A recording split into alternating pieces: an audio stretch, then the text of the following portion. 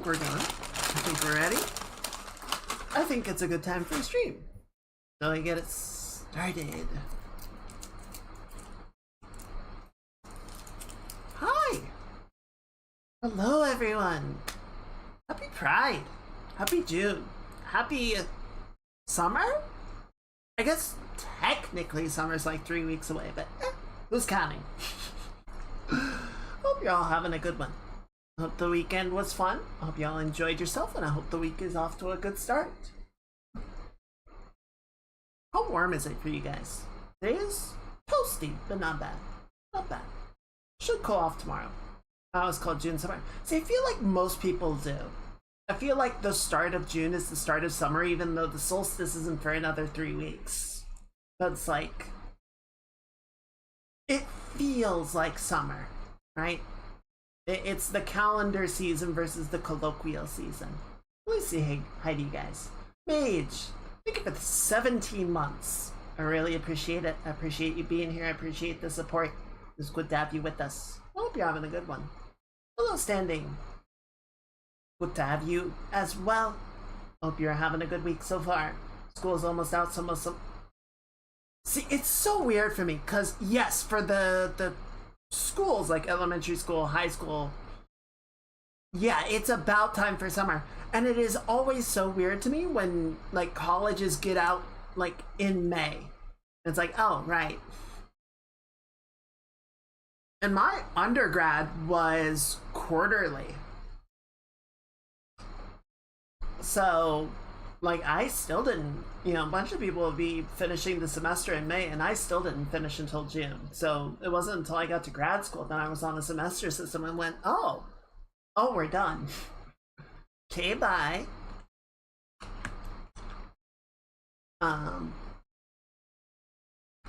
Yeah, I don't know. Do you guys have any plans for summer? I have a lot planned. I don't know how much I'm going to do that involves like going out, traveling and whatnot. I want to do something, but I haven't decided what yet. And then obviously all the other things that I want to do on my own time now that I have it. But yeah, it's been a pretty good day. It's been a pretty good day. I think the only thing that I can really sort of complain about is I think I got a bit of an irritant of some sort in my eye last night, so that's been kind of today. You know, just keeping a watch on it, make sure it doesn't look like it's infected or anything, you know, no pink eye, but it seems to be okay. Mission objective: survive. Hopefully you can do a little more, but let's go for some of those stretch goals.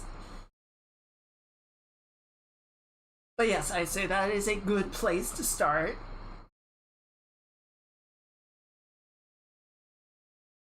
But yeah, so it's been bothering me a little bit, but it's not too bad. I did try biking to the grocery store today. I was talking about that before. I was curious and it's like, yeah, I've got a few things I want to pick up. So I went over to the store and I'd say it worked pretty well. The ride back was definitely Objective 1, survive a week. Alright. You know what? It's a good first step. Let's work on that and then we'll go from there.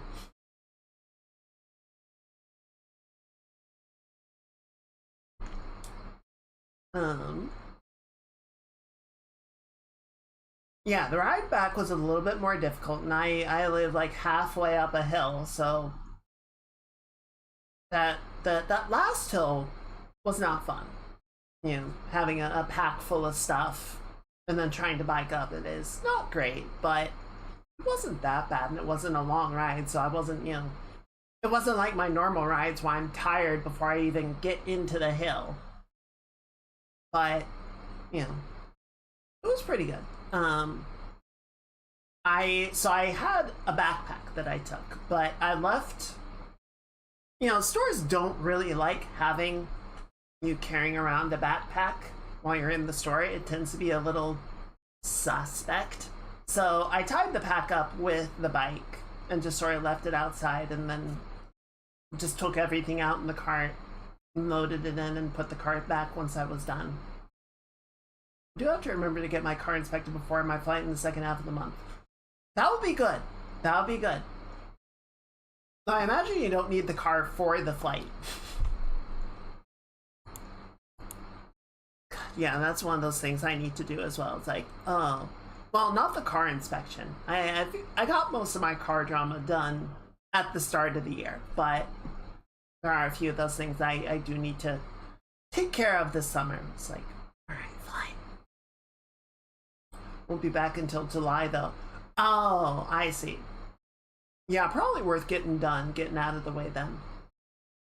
Hopefully the inspection isn't too much trouble. Everything kind of comes back good bill of health. Will be ideal.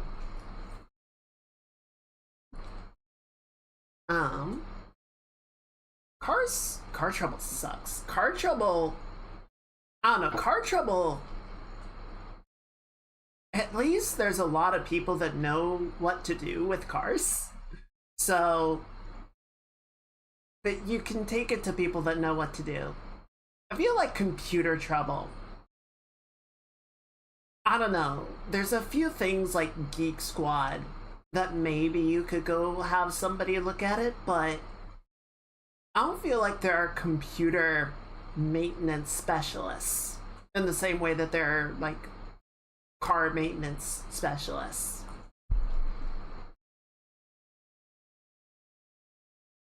So at the same time, I feel like cars have sort of deliberately become very opaque. Like,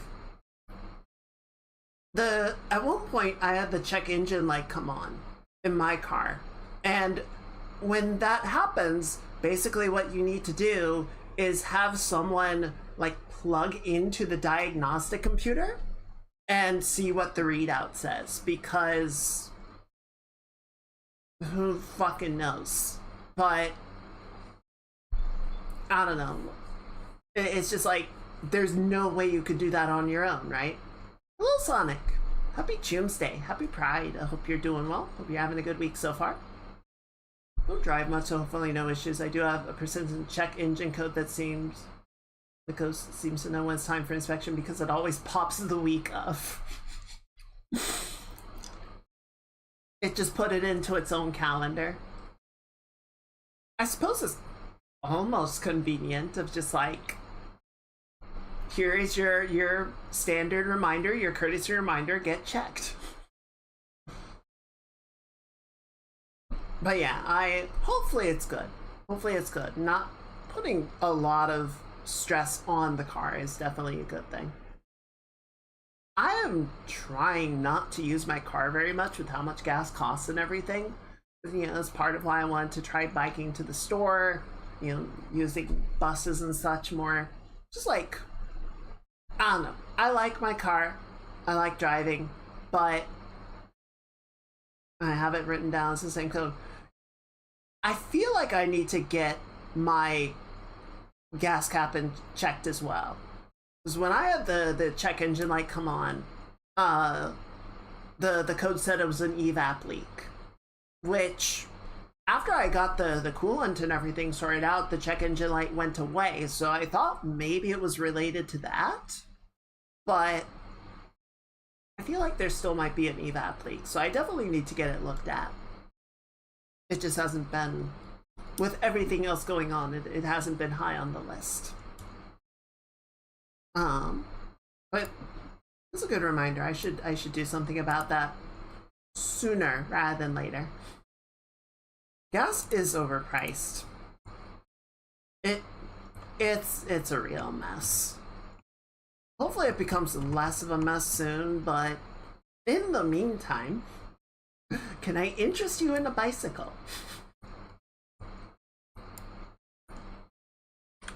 I have a code reader, but mine doesn't clear them, so I have to ask one of the D&D friends to borrow it. Huh. I'm gonna be honest, I didn't know you could buy a code reader. I feel like they would keep that really proprietary. I suppose, like, the repair shop that I was going to wasn't, you know, dealership or anything, but they could still read the codes, so I guess they're available. It's just I don't know. I would certainly not like buy it randomly, I guess, if that makes sense. The only reason I would buy it is if I feel like I'm getting a lot of codes popping up and need to see what's going on. But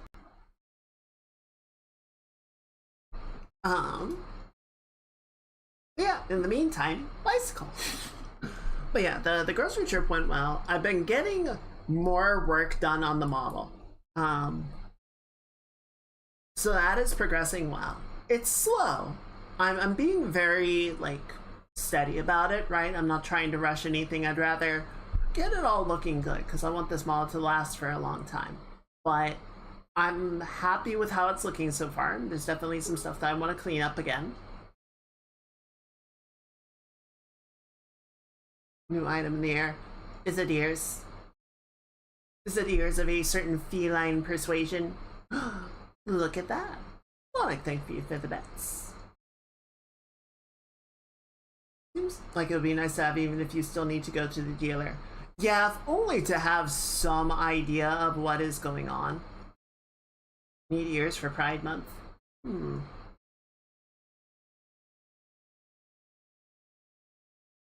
not very gay though.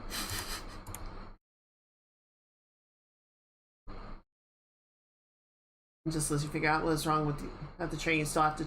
Yeah, so it at least gives you some information, and information is good. Information lets you make a better plan on what to do. It's true. I did discover. So I need to put. I need to put more work into the eyes. Somehow the eyes, they're set up for them, the parameters and everything got screwed up. So one of them was looking really wonky. So I'm just gonna have to like delete it and copy the other one over. So I took some time today to really like clean up the master copy. But I think it's gonna be good. I think it's gonna look good. I'm going to bring it to the shop and tell them to tighten the gas cap. True, if the code is I have reached end of life and will explode, that's good to know. Right. Well, I mean, yes, if it's just like, yeah, just tighten it, you're good. But if it's like corroded, right, and it won't properly seal, I feel like that's what an evap leak is. And that seems to be what they're sort of pointing out a lot of the time.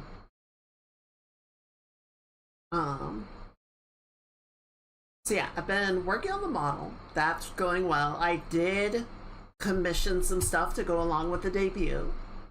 So that has been set in motion. And, you know, I was telling the artist, here's when I'm hoping to have everything ready to go.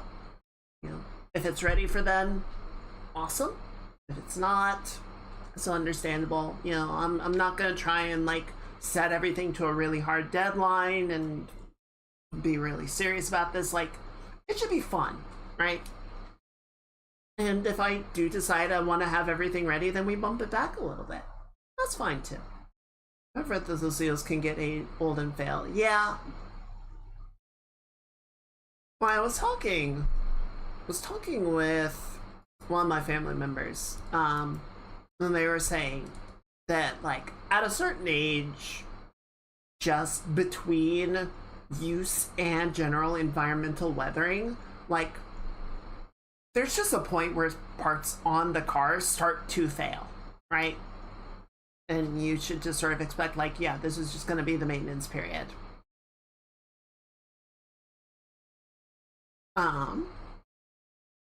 Oh, speaking of this, so there was the State of Play today. So it was okay. It was okay. Definitely the most hyped thing for me was Ace Combat 8 got an announcement date. So I believe it's October 2nd. And you better believe we'll be playing that. So I'm very excited. I think it's going to be a fun game. I am generally very anti-pre-order.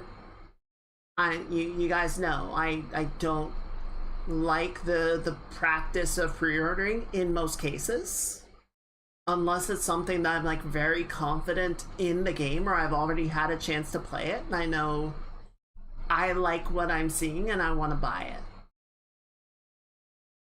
But they're throwing in a free copy of Ace Combat Zero if you pre-order Ace Combat 8, and I'm like, shit, I do want to play Ace Combat Zero.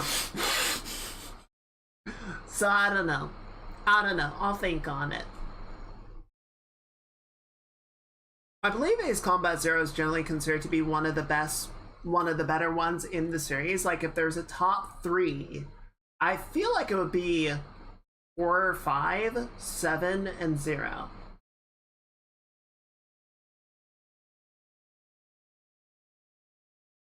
So there was that. There was a new game by, what was it called? Kemuri. Which is by the same studio that did Ghostwire Tokyo. It looks really interesting.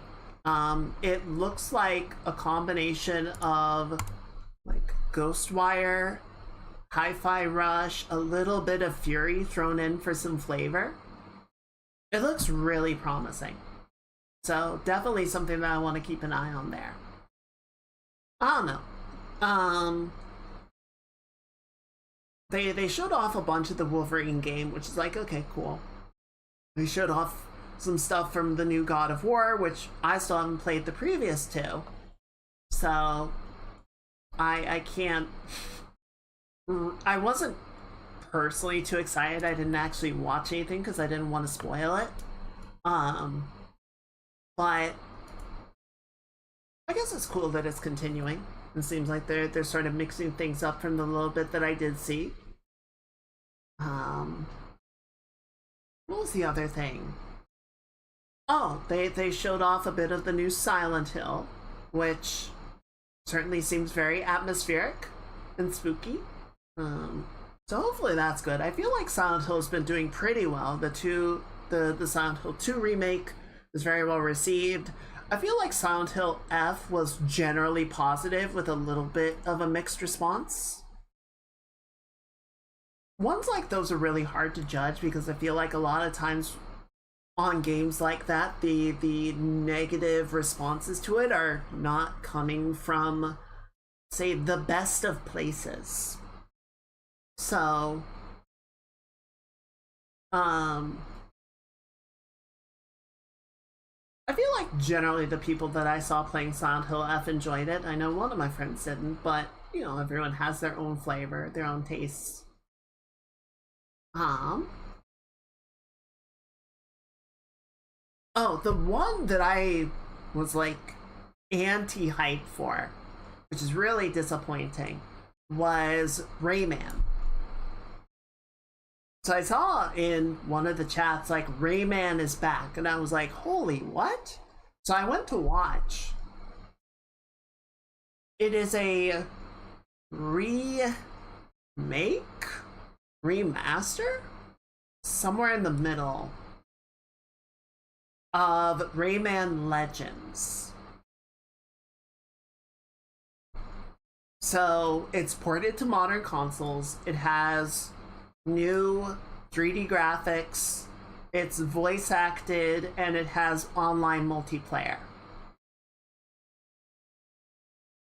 And I'm just looking at this like Rayman Origins and Legends already looked phenomenal, right? They had a super vibrant, unique art style that holds up super well. So I don't understand the necessity to like redo it in 3D DLSS 5 graphics. The voice acting, sure, you want to do that, that's fine. I don't hate that. But I don't understand the graphic overhaul. I don't understand, like, it's not enough. It wasn't necessary to like completely rebuild the game, in my opinion. Like, they could have done the online multiplayer, the voice acting, and just ported it to a new platform and bundled it with Rayman Origins, which is, you know, same style of game, same look, and just made it like a $30 or $40 bundle re-release. And I think that would have been exciting. I don't get it. I don't get this one. I think it is... I don't know. But I saw it and I was just like, ew. It felt a little bad faith. It felt a little bad spirit of just like, yeah, we don't really think this game is like worth its salt, so we're just gonna redo it. I don't know where Ubisoft is at this point. Frankly, I'm still kind of surprised they're still functioning as a company. I figured with everything that they had been doing over the last year or two that they would have already been like effectively shutting down. So it's weird. It was a little rough to see. So I was watching on YouTube and I had the stream chat open because it opens by default.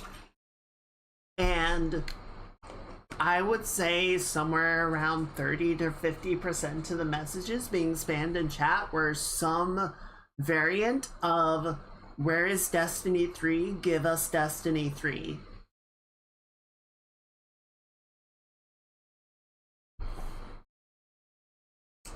Like, regardless of the game that was being shown. So that was a little oof to see, but I suppose it was also kind of inevitable given the timing of Bungie's announcement relative to the state of play.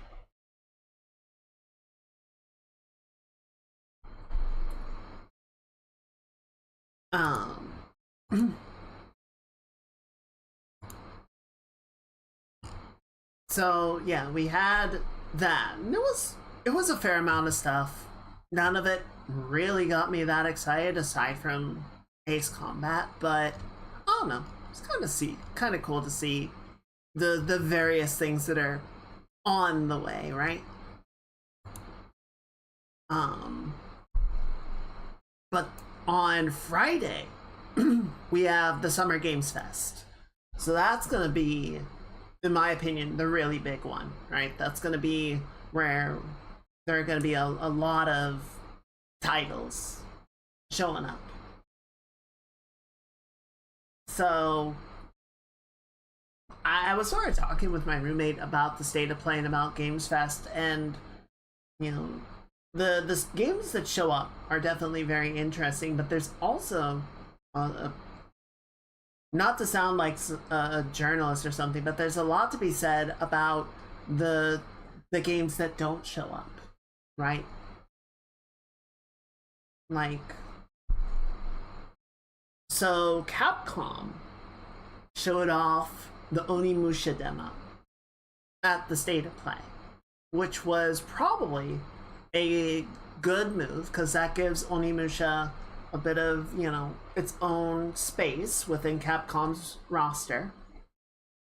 But the expectation is that the Monster Hunter title update is going to be at Games Fest, right? So it's smart on Capcom's part to say, okay, well, let's put Onimusha out now and let that sort of sit and have its spotlight for a couple days, and then we'll announce Monster Hunter on Friday. Quite notably, nothing from Square Enix was at the State of Play. And what's kind of the big question is, are they going to show something at Summer Games Fest? Because for the longest time, right, like since the PlayStation, Square and Sony have been very buddy-buddy, right? The original Final Fantasies released on the NES and the SNES until the move over to PlayStation with Final Fantasy VII, and since then, it has been PlayStation first and foremost, to the point of how can we get an MMORPG to run on the PS2? And they found a way. But that relationship has kind of soured over the last few years, and Square was really unhappy with how Final Fantasy VII Rebirth launched on the PS5, to the point of them like making a statement saying that they were reevaluating the value and viability of console exclusive titles, which for a public statement from a Japanese game developer, a Japanese company, that's pretty damning. So, if they announce the release of the next Final Fantasy VII, or especially that one, but if they have something else that shows up at Summer Games Fest and not the state of play, that's a pretty telling statement. So Square is not out, but the fact that they were not at the state of play is kind of telling.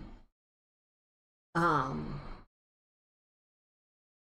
to remember, there are a couple of other people that are like, it would be notable if they don't show up, but we'll have to wait and see, right? The big question at this point, the big one that I'm sort of watching and really not sure about is Squadron 42, right? So the looming specter at the end of the year, the big bad title drop that everyone is sort of trying to navigate around is GTA 6, right? Unfortunately, same shit as last year, right? GTA was supposed to come out.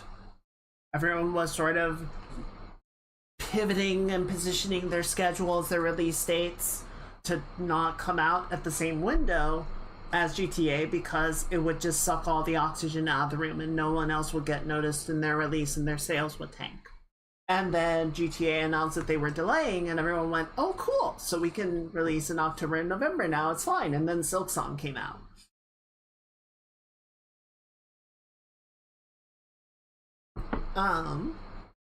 But now we're back in the same spot, right? The expectation is that sometime in late October or November, GTA 6 is going to release. And so everyone else that wants to come out in the latter half of the year should basically like schedule to release before then.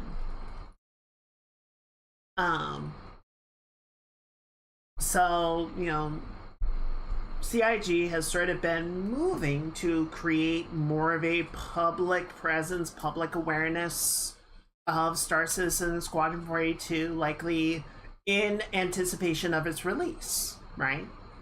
Which is understandable, right? Get it back into public eye, public perception, public awareness. So I feel like with the state of Star Citizen right now, they probably want to back off on that a little bit. So, you know, if their aim is early October, they would probably want to like start the press cycle, the hype cycle, pretty soon, so that they can have 3 to 4 months to start drumming up excitement, getting people interested in this, you know, big bombastic action spaceship game. But I was talking it over with my roommate, and we kind of reached an agreement that they would probably be doing themselves not a disservice. What's the right word? They'd probably be shooting themselves in the foot by releasing their trailer at Summer Games Fest, right? Because most of the time that they have shown off Squadron has been at CitizenCon. It has been essentially within their own community, right? And they've been doing a little bit more at like public events and whatnot the last couple of months, right? They went to like Level Up Expo and such. But this would be like putting a lot of fresh eyes, non-community eyes on the game, potentially for the first time. And it might just remind them about that game that they remember hearing about a decade ago and going, wait, that didn't come out? That's still in development? Fuck, what are you guys doing? Right? It might not have a very positive reception. So we're kind of thinking about it. It's like what might actually be the right move for them to make would be to release it, if they're going to release a trailer this week, just release it on YouTube and on Twitter on Thursday, right? Release it on their channels, on their terms, let the community hype it up, share it around, and then that lets them get their own little slice of press cycle before Summer Games Fest takes everything. But yeah, if they want to show it at Summer Games Fest, that might actually be a bit of a disaster. And then if it's just not there at all this week, I think there's a good chance that the game is not making it this year. Because again, even if the game is ready, like late October or early November, they might just sit on it. They might just say, we want to let GTA 6 run its course before we even try and put this game out, because we can't really afford for it to bomb.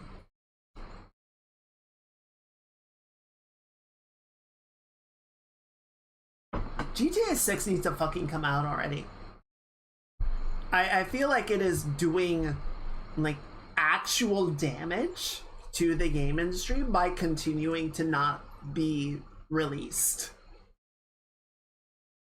And yeah, once it's out, it's gonna draw a lot of people's attention and playtime away from other titles for a while to come. But just this whole bullshit of, oh, it's coming out soon, we gotta position our title, we gotta delay, we gotta rush ahead or get behind it so that we're not releasing it this. It's old. It's old, and it is like actively detrimental to everyone else. I almost feel like Rockstar is like doing it on purpose just to fuck with us, just to see how many strings they can pull. But probably not. Probably not. I just wouldn't put it past them. Because they can. Because fuck you, that's why.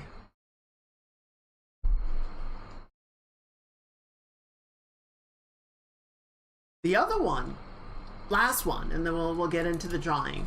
But the other one that could be really interesting, in my mind, is No Man's Sky. So I jumped in last night. I did the first part of the expedition. It's neat. It's neat. A lot of the sort of like narrative stuff that they did around the Hive of Glass and whatnot is really cool.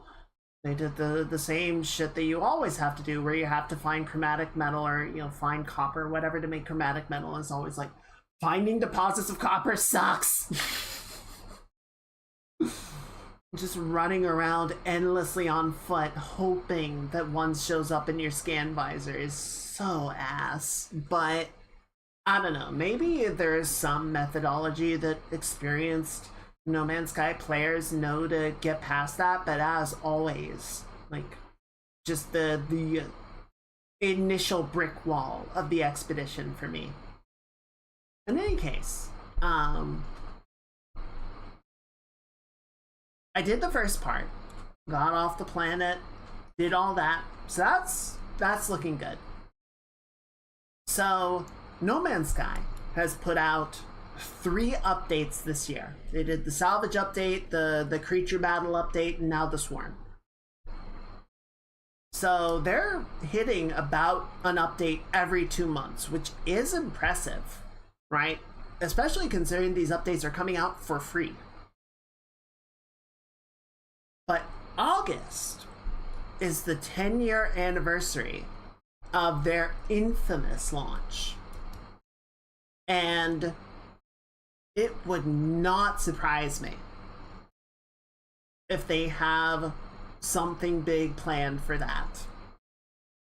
So my money is either on some big announcement from No Man's Sky at Summer Games Fest, or they keep that one under wraps. They play that one close to the chest, and they have something for Light No Fire.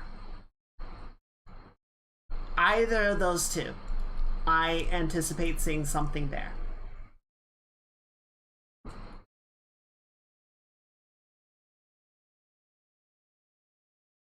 I would be fine with either one. I am frankly excited for Light No Fire. I'm really interested to see what they do with it and how it differs from No Man's Sky, right? What, even just like little things that they do that to change some of the game flow, I feel like could have a really big impact that maybe I don't bounce off this one. Look at No Man's Sky. I love this game, but I just can't stick around with it for very long. So yeah, that's kind of where my money's at. Is we're gonna see something from Hello Games. I don't know what, but something. I wonder if we'll see something about Subnautica as well, just thinking about the artwork for tonight. Makes me think, because the early access, why don't we go ahead and we'll keep yapping, but why don't we go ahead and get started? Because the early access has gone quite well, so, I'm really happy for them on that front. It's probably too early to really sort of push into the next stages or anything, but it also wouldn't surprise me if they maybe even just have like a brief statement somewhere being like, hey, here's the plans going forward. Maybe that'll be later in the year. Who knows?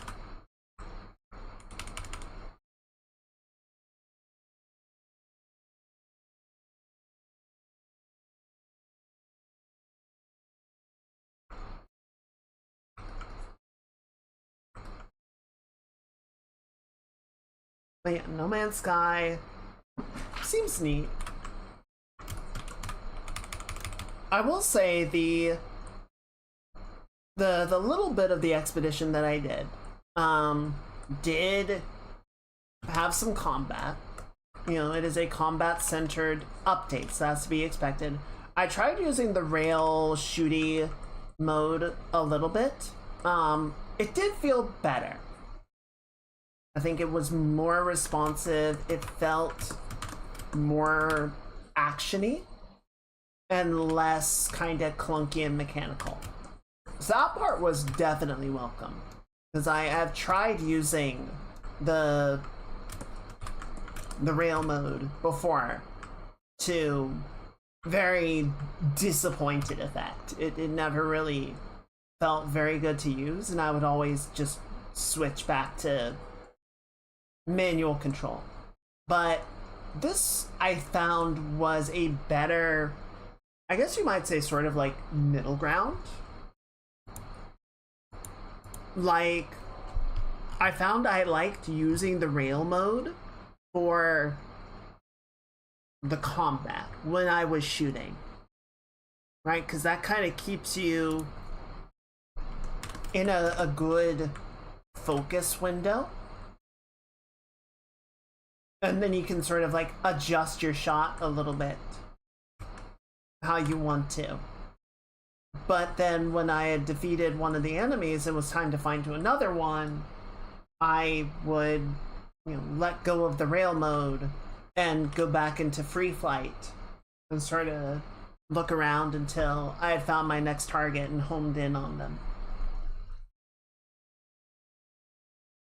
So it's still not like an amazing flight model. It's still not, you know, something like Elite or Star Citizen or, you know, even like arcadey flight like Ace Combat, but I do think it felt better. I will go ahead and say it was an improvement. I wouldn't call it amazing, but it was better.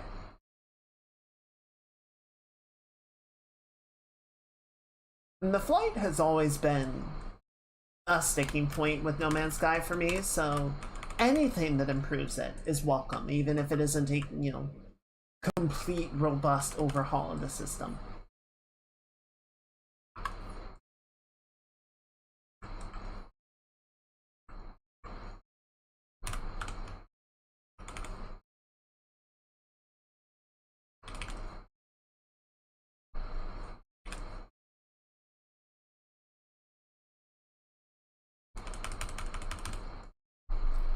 One of the other things that was at the State of Play,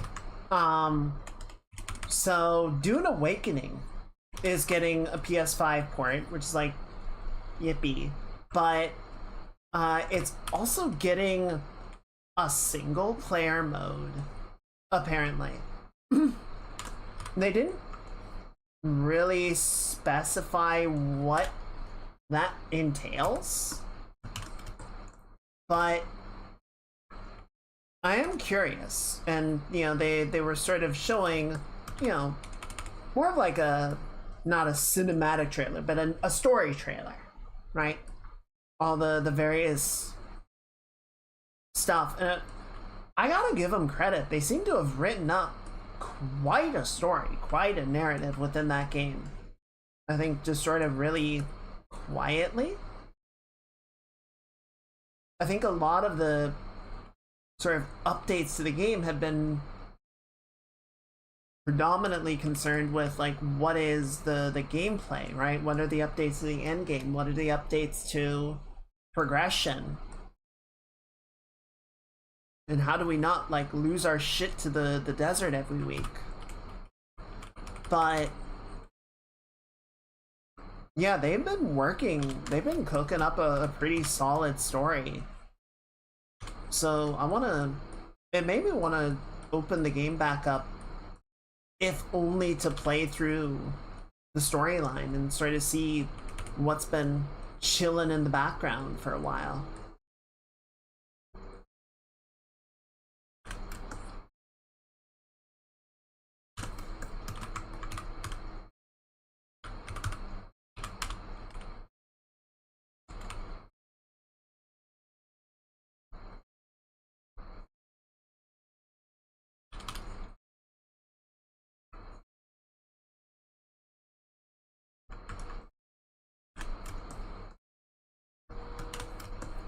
I don't know. Fair amount of stuff on the way.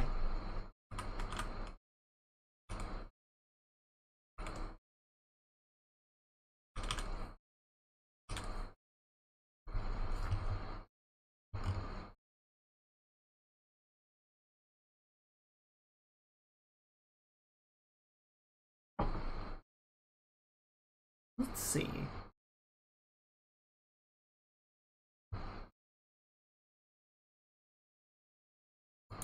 No, not you. That one. That one. No, that's not what I asked for.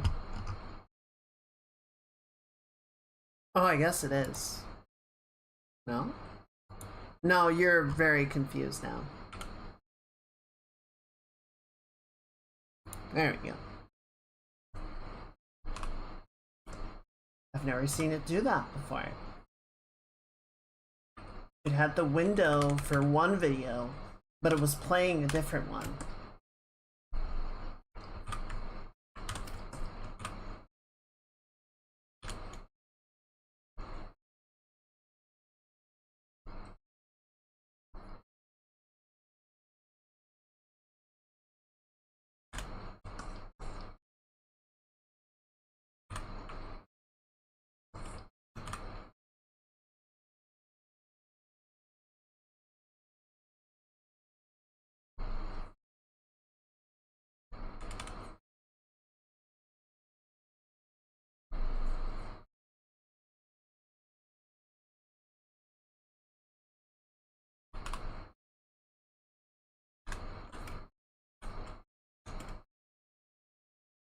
Okay, I see.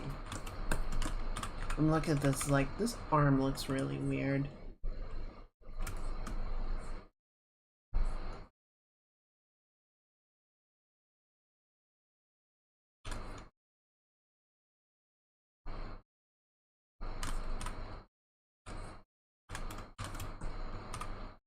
I think it's just a little too thick all around. It's not really getting the definition that it needs.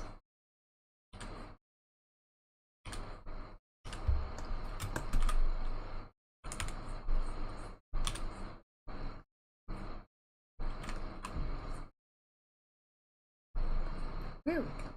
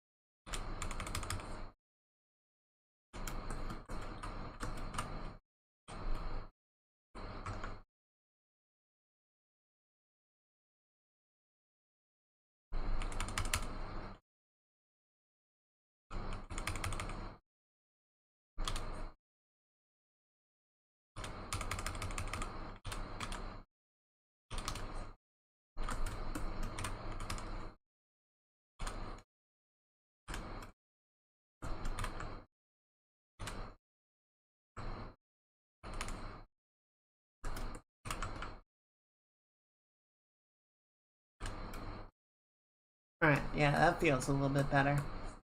I'm kind of dancing around this hand. I know I'm gonna have to deal with it at some point, but I don't know, I guess the longer I can put it off, the better.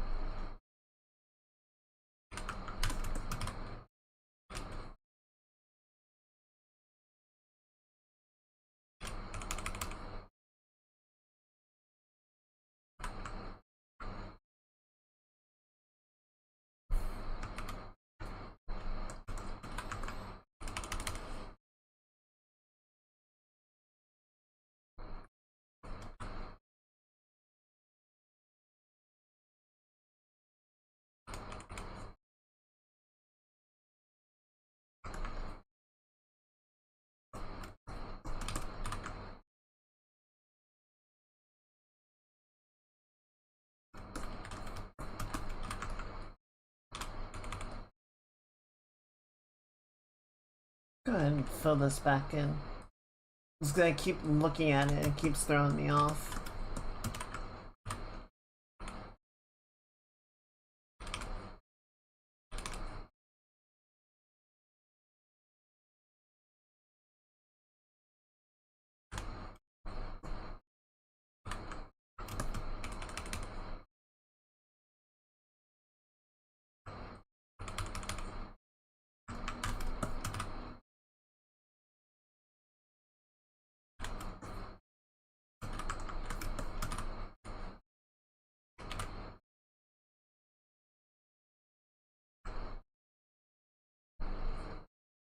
There we go.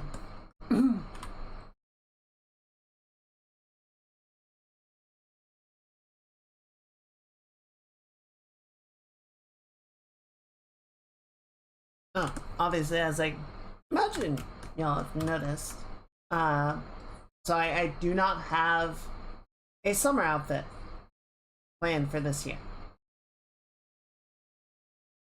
Because I'm working on the new model, and it seemed kind of silly to put a bunch of effort into an outfit that would draw work time away from the new model, and then just have to get revised for that anyway.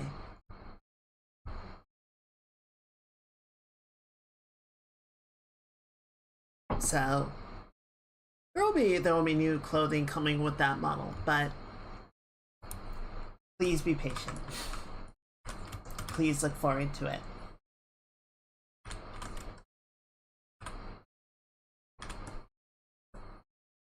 Yeah, and if I had done a new outfit, you know, I would have wanted to port it to the new model, which would have been effectively not quite making it twice, but definitely doing a lot of work to, you know, overhaul it and update it after just a couple weeks of use, and just like, that doesn't make sense.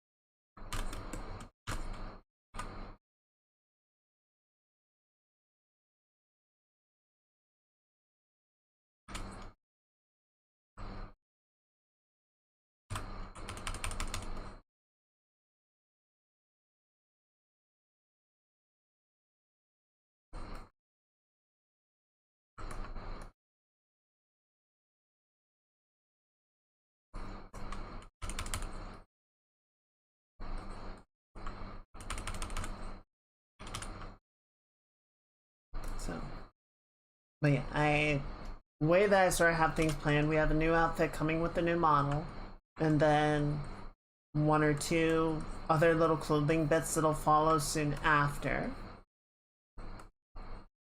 And that'll be pretty well timed, because I think that would put it right about on schedule for when we start shifting over into the fall, and I think it'll be very fitting for that. Topical when we were talking about State of Play, but I was surprised to see Dune getting released on the PlayStation. That's true. Was it only on PC before? Actually, good question. Let me look. I forgot to post the socials. Dune Awakening. Yes. Okay, so it is on Xbox, which makes sense. It got released to Windows, and those are typically pretty easy to port over. Well, I mean, Wiki says it's on PS5. Okay, yes, so Windows was June 10th of last year, and then consoles is going to be September 22nd of this year. So yeah, it didn't make it to Xbox before. So it was purely PC.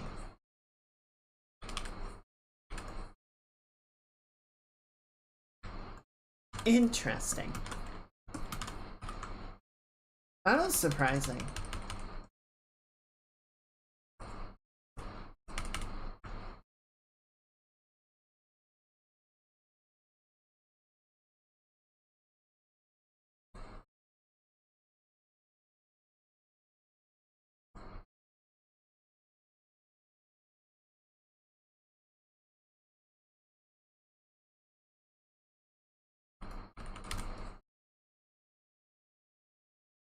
I don't know, especially with the price increase, I cannot... Like, I would not have justified the purchase of a PlayStation before the price increase, and now that it's going up, it's like, absolutely not. Joke's on me. I don't know. I mean, you didn't get it on PlayStation.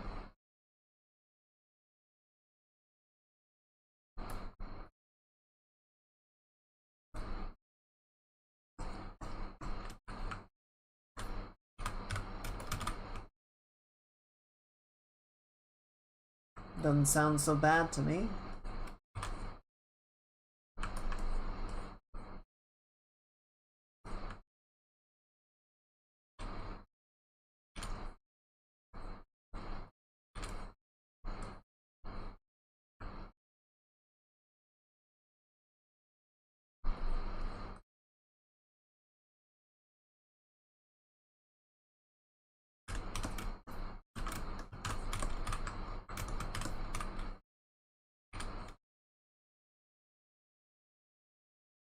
I don't know. For me, I don't know what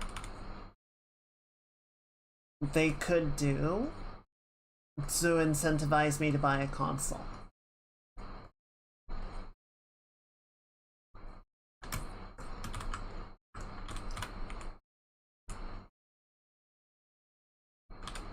Like, no shade to people that do play on consoles. If that's your preferred platform, then I'm happy for you. Or whatever. But, I don't know. For me, it's just like, I can't justify the cost of buying a dedicated piece of hardware that plays games about as well as my PC does.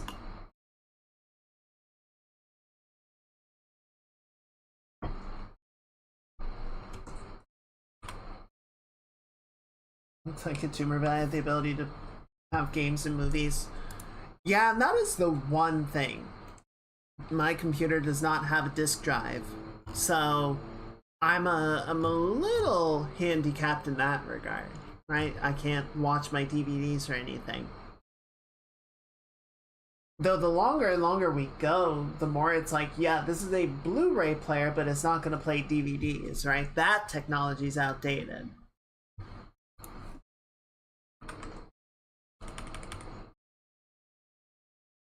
Yeah, these days, most of them just don't come with a reader at all.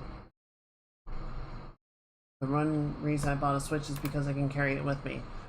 Yeah, and I think they knew quite accurately, like, hey, this is going to be a real selling point that people will be, like, jazzed to work with.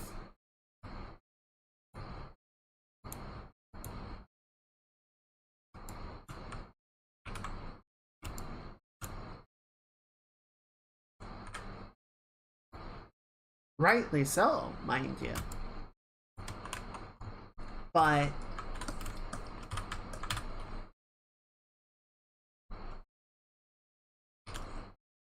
I don't know, $400 for a console that the Switch 2 is better about its performance than the Switch 1, obviously, but it's still pretty limited. Most movies stream now anyway. Yeah. Which is understandable. Like, I think they have done a good job of making that a predominantly easy, convenient way to watch your movies. Until it's not.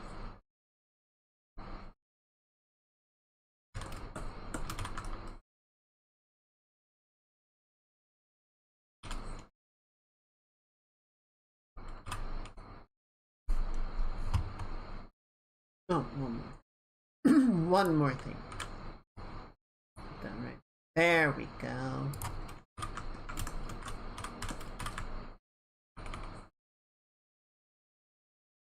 This is my destiny.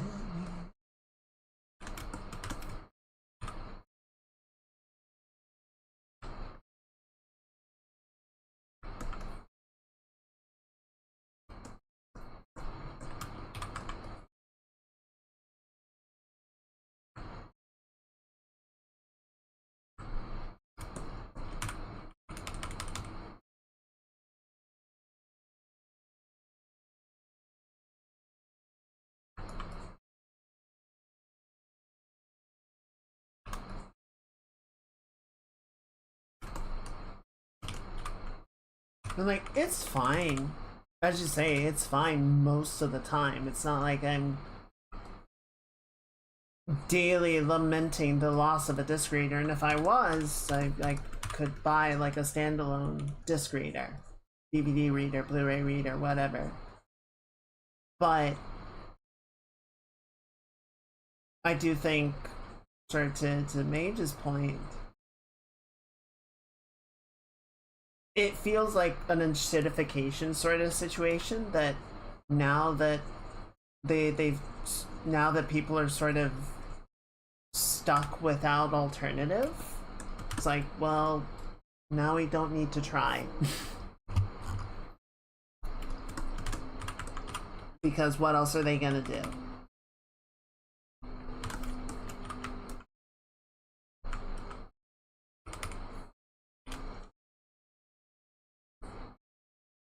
Oh wait, this does go this way.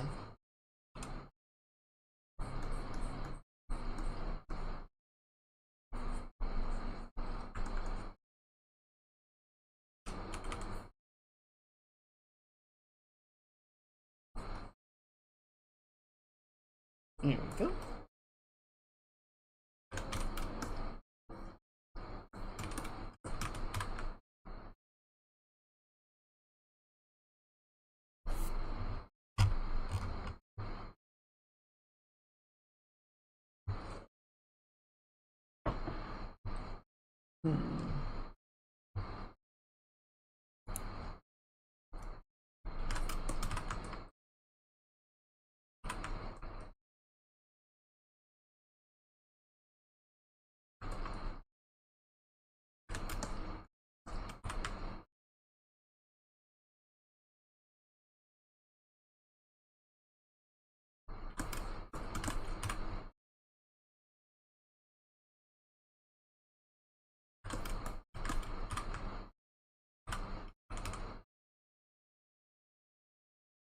What happened?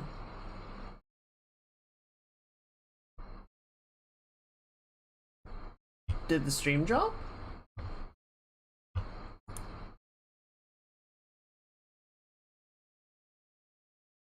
Stream died. I'm gonna be honest, I didn't even realize that.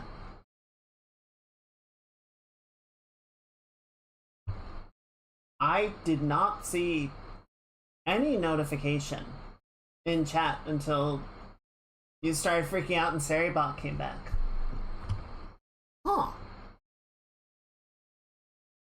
Weird. Okay, well, I guess holler again if it starts fucking up. Oh, let me check the VOD, make sure it didn't freak out. Okay, yeah, it seems fine. Sorry about that.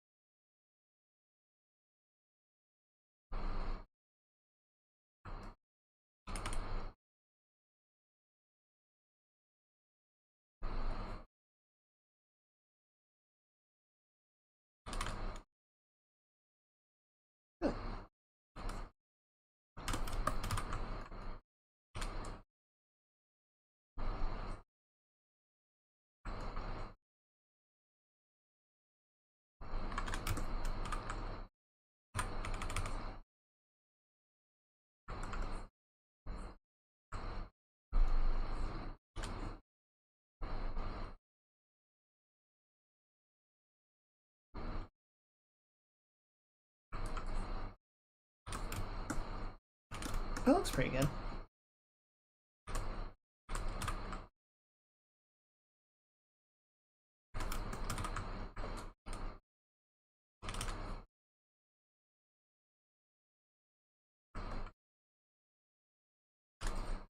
My sleep schedule is already going to shit.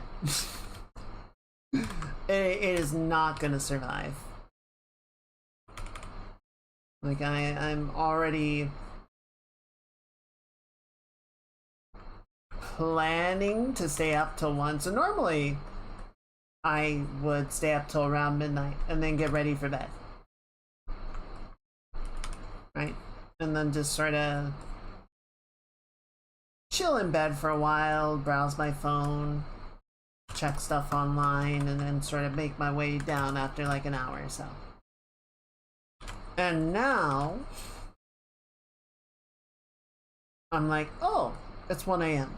I should start winding things down. And then I don't start actually winding things down for another half an hour or so. So it's like getting towards 2 o'clock, and I'm like, and I'm already back to being a degen. Let's be real, there was never any chance anyway.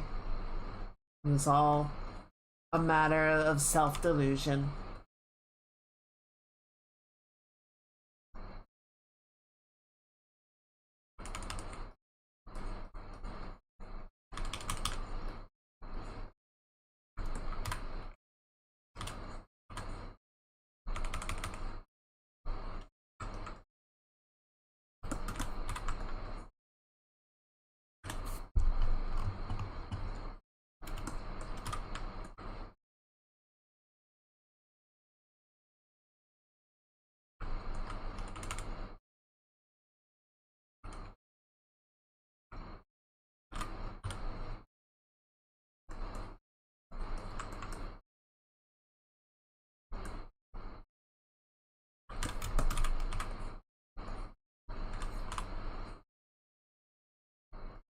Okay, so let's fit that right there.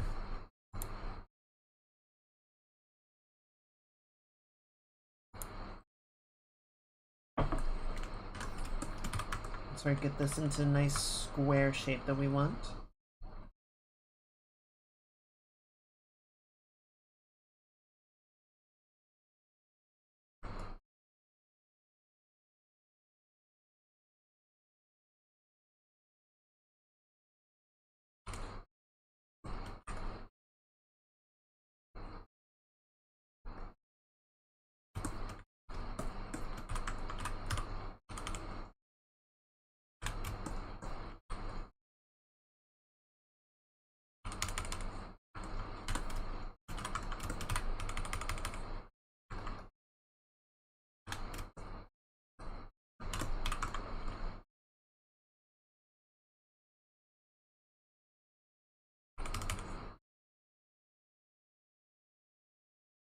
Okay, I see. I think I see what I'm doing weird. Kind of.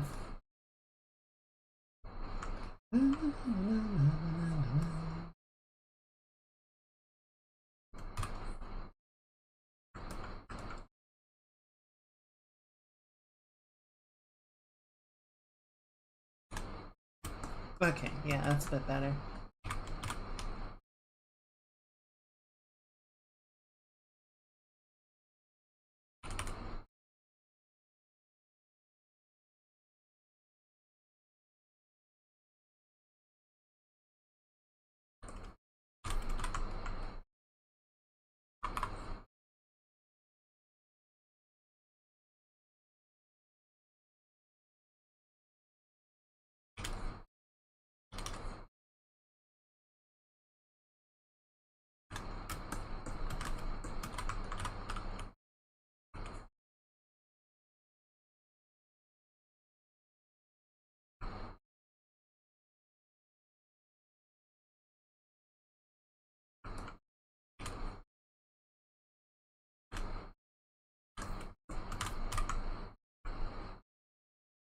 By some grace, your village was the most important day of your life. But for me, it was Tuesday.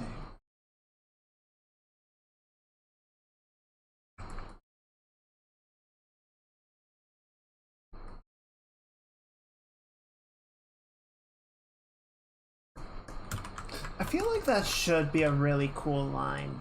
Something about the delivery just doesn't quite land it, but it should be really badass.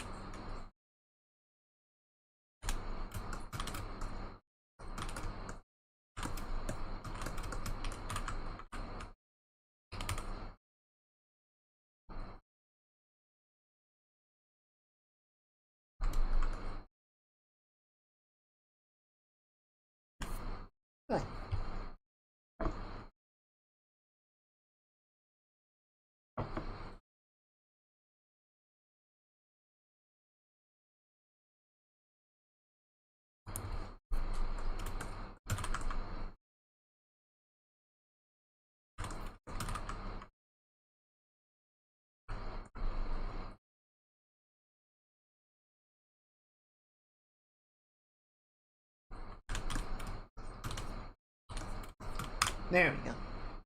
Alright, that's looking better. It's getting there. Still haven't dealt with the hand, but we'll get there.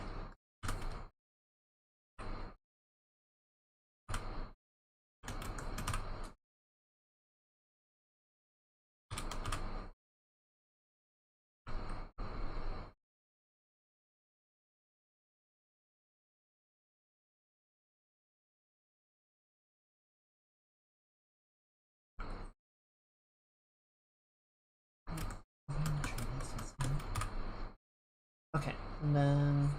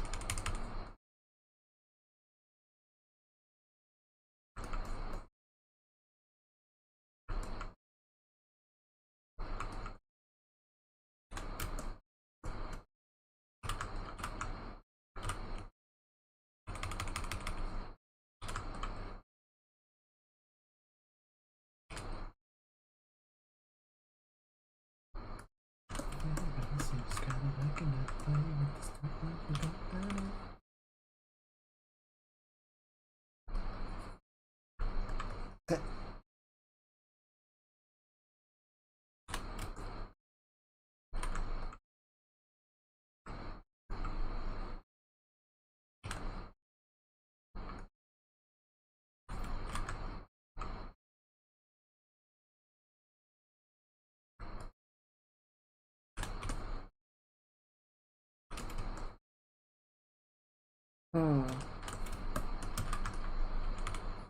I just want to bring this in a little bit. It's kind of sticking too far out.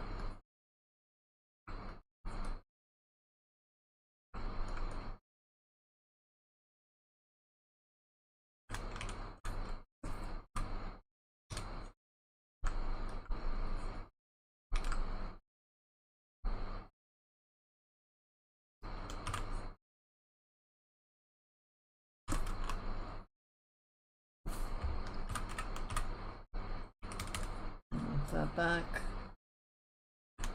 Yeah, better. Better.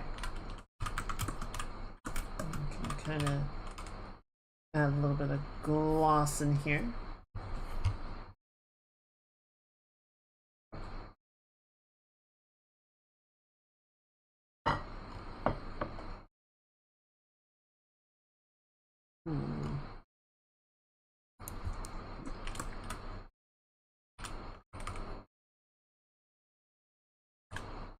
Yeah. Yeah, that looks pretty good.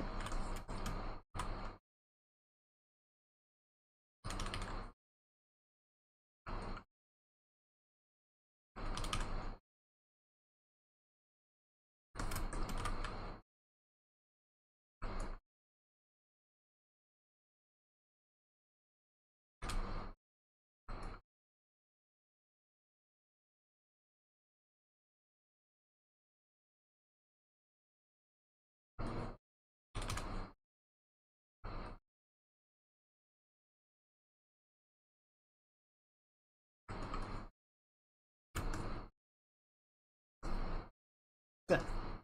Alright, and then that's going like that. That's going there. That looks fine.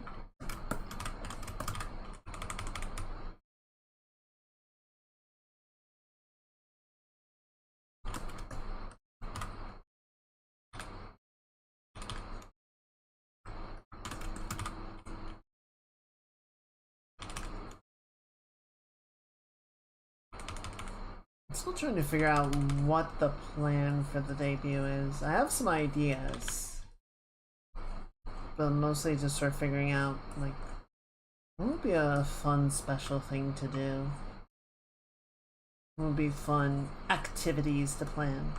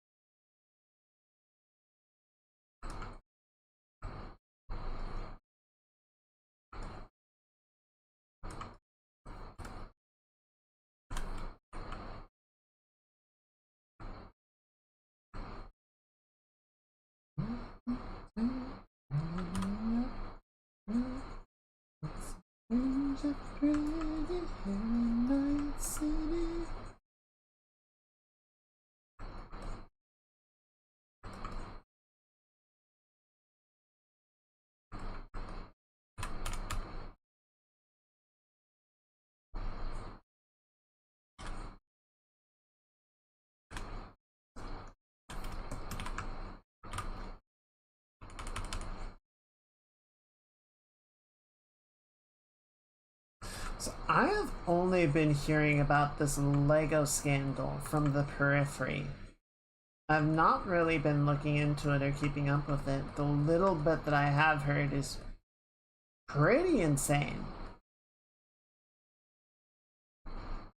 But I don't really know what's going on.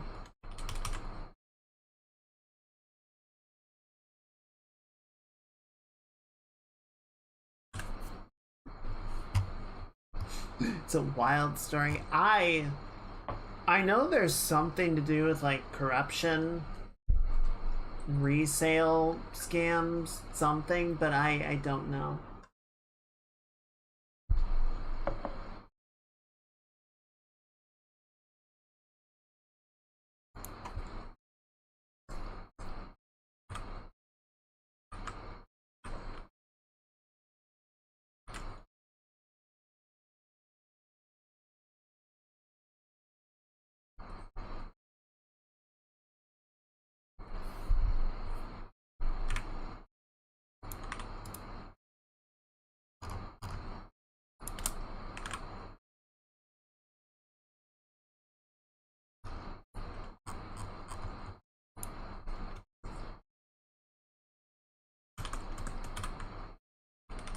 Alright, let's do this just to sort of move things along and keep it simple for a little bit. I'm just gonna sort of block in the entire shoe in like two-tone.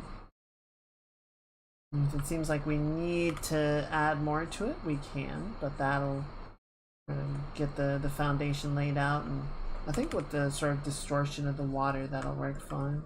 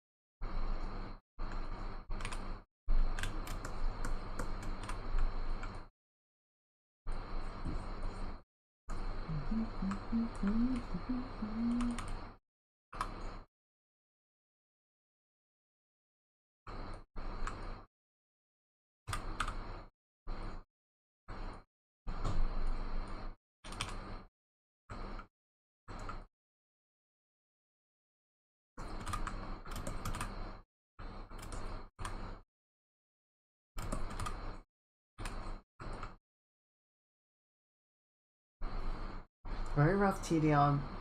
There's a lawsuit over ownership of a big Lego collection. Business closes rather than pay the lawsuit. Person goes after them personally for the money. Police in the area are all a Mormon church. I don't know the best way to describe it.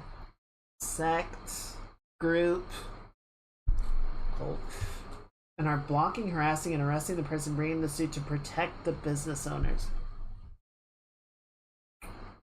Wow. Huh.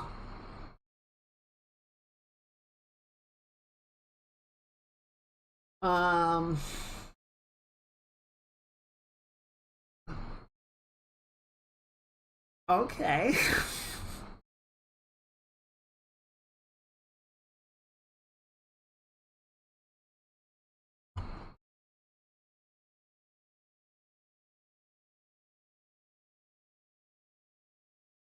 That must be a hell of a Lego collection.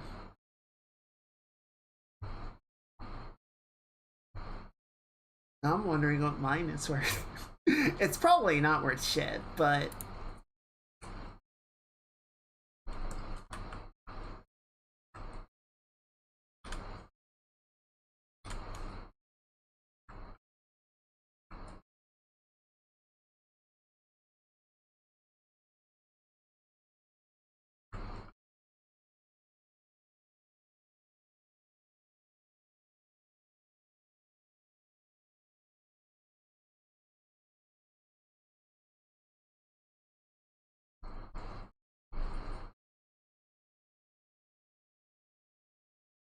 I'm trying to imagine like what the thought process must have been of like,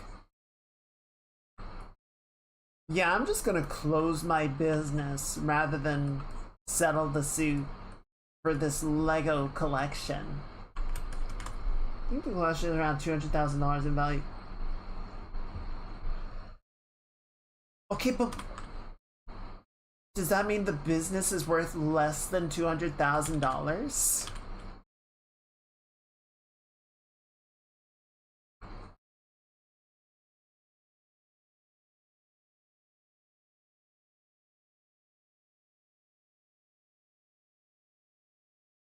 Because they give up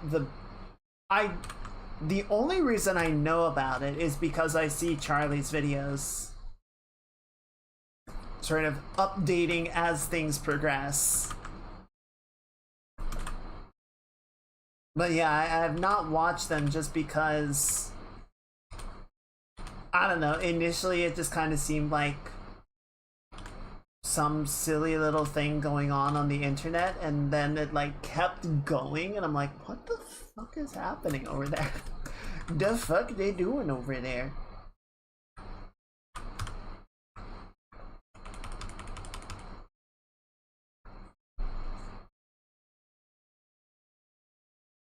Police corruption, apparently.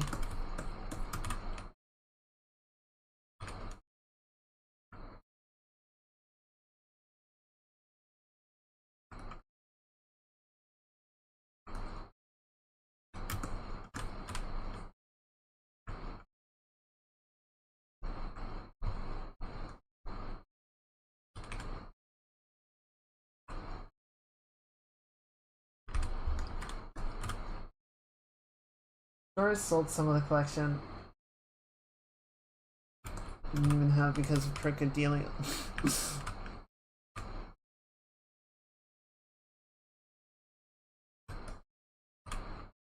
I don't know what to say.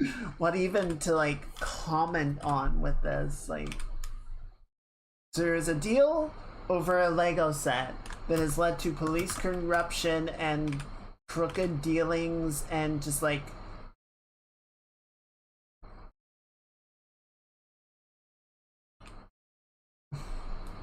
religious cult. What?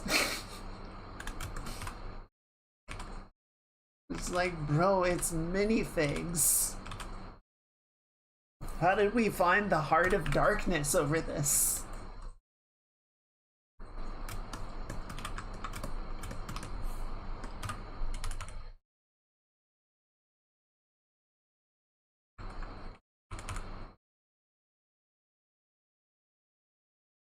Alright, I'm gonna have to go back and watch the videos now because this is absurd.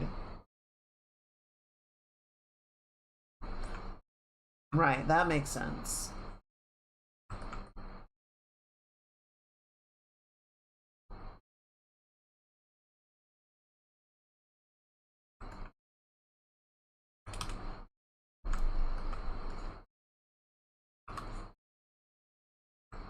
I mean, as much as any of this makes sense.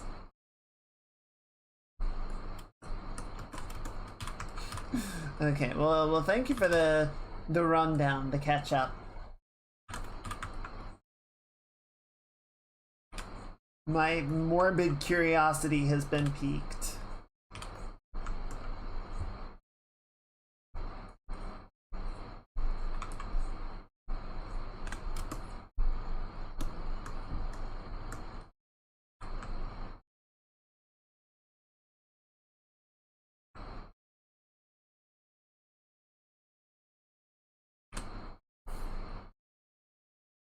Alright, getting there.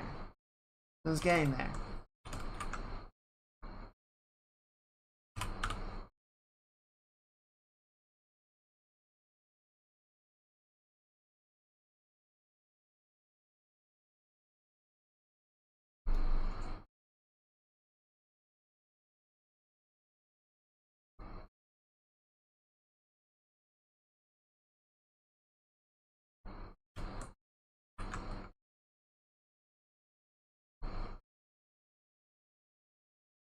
Okay, let's do this. We're gonna take some of this tone.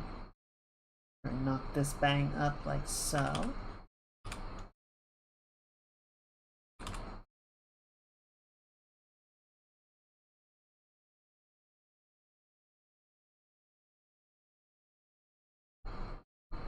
What the fuck happened over there? Why are adults fighting over Legos and how are the Mormons involved? Turns out, found a cult.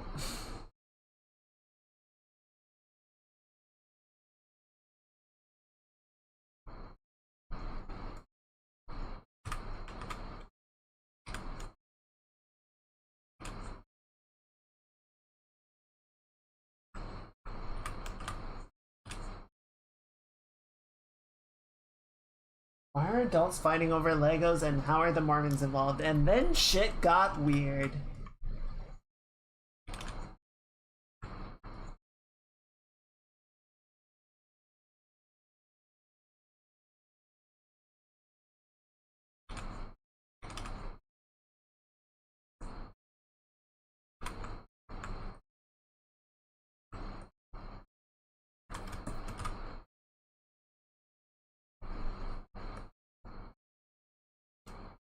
Oh, slightly. Well, I guess more disastrous, but perhaps less explosive. Did you guys see the New Glenn rocket that went up the other day?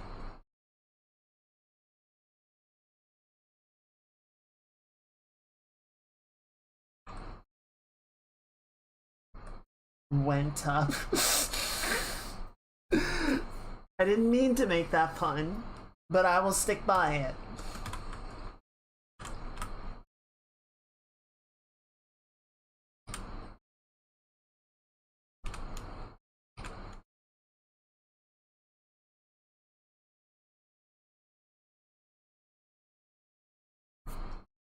Yeah, let me grab the video really quickly because it is It's impressive. It is impressive to watch.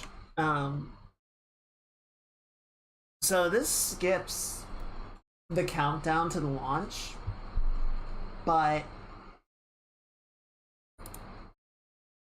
things only really like start happening as they light the engine, so nothing really lost there.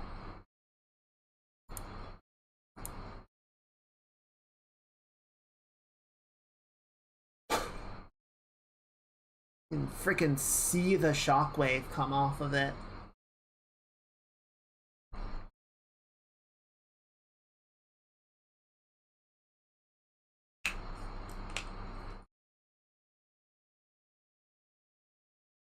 So the structure that's still standing in the middle there is one of the lightning towers.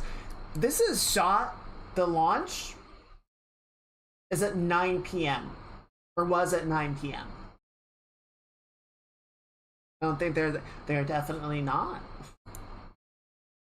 The main problem, so technically they're kind of supposed to do that. The problem with this particular launch is that it did the entire launch worth of fuel all at once.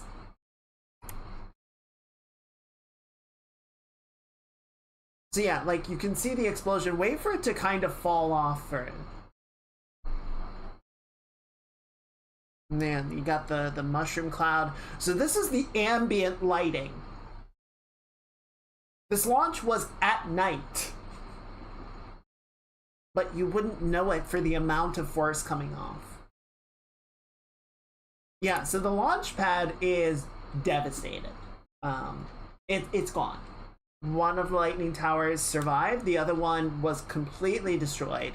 Though you'll notice in the explosion, like even the one that survives, like shakes very violently. So it's probably not good anymore. There was some concern that the building that they were housing, I forget what exactly the purpose is, but it's like the building where they do all of the final checks and then they mount it onto the launch vehicle. There was concern that it got damaged. I don't know if it ultimately was. But yeah, the general assessment, there's not a lot to go off of, but if we slow the video down, it seems like something, I mean, even this doesn't look good, right? This seems like it is much more explosive than an ignition should be.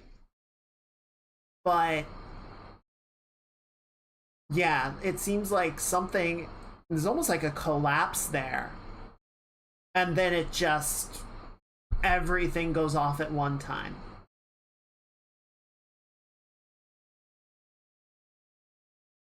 You know, sometimes you would get like fires on the launch pad and whatnot where it like ignites and then it burns off, but this seems to have just consumed the entire payload of fuel, which Scott Manley did a video breaking it down, and he estimated it to be around a 1 kiloton explosion, which is a lot.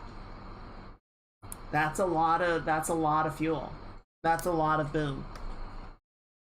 Thankfully, no one was at the pad.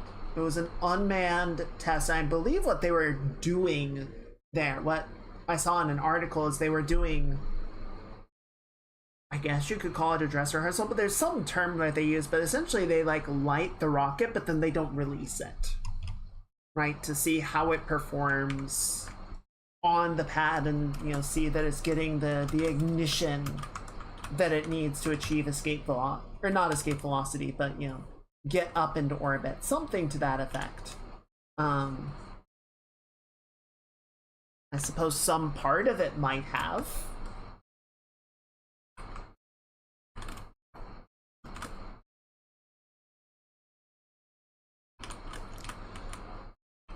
So the real downside to this situation is not simply the loss of the rocket, it's the pad. So the blue, or the, what were they calling it? The Glenn rocket that they were using there is one of the candidate vehicles that is being tested out for the Artemis program, right? Artemis 3 is scheduled to go up next year, and basically what they're doing is a sequence of missions to sort of test that all of the vehicles can play nice together. And then I believe the plan is to do an autonomous mission, unmanned mission, to deploy a bunch of vehicles and hardware to the moon for a crew to then arrive in a later mission and start doing the setup for a long-term residence base. Scotty, we need warp speed now. I'm giving her all she's got, Captain. Scotty, that was too much.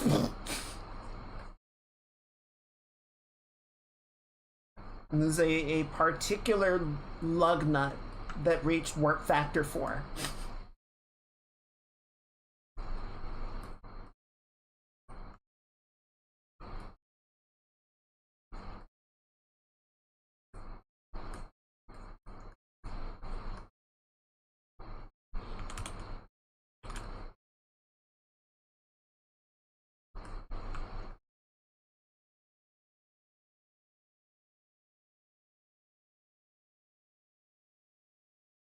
So the concern is that with the pad destroyed, you know, this is going to set back further testing.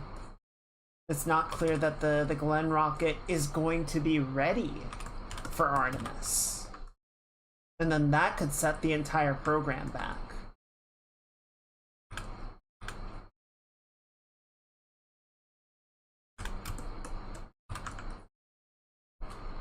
So it's actually kind of really bad. It's actually kind of a serious deal that this happened.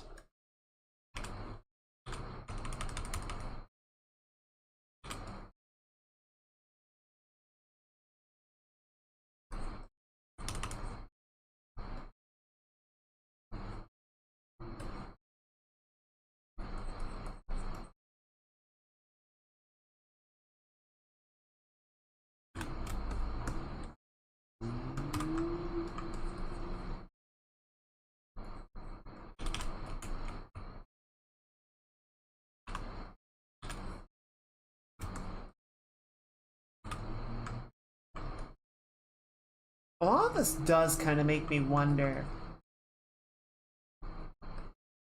So I was thinking the other day, you know, I think in part because of this whole situation with the Glenn and the explosion, and just sort of space travel in general.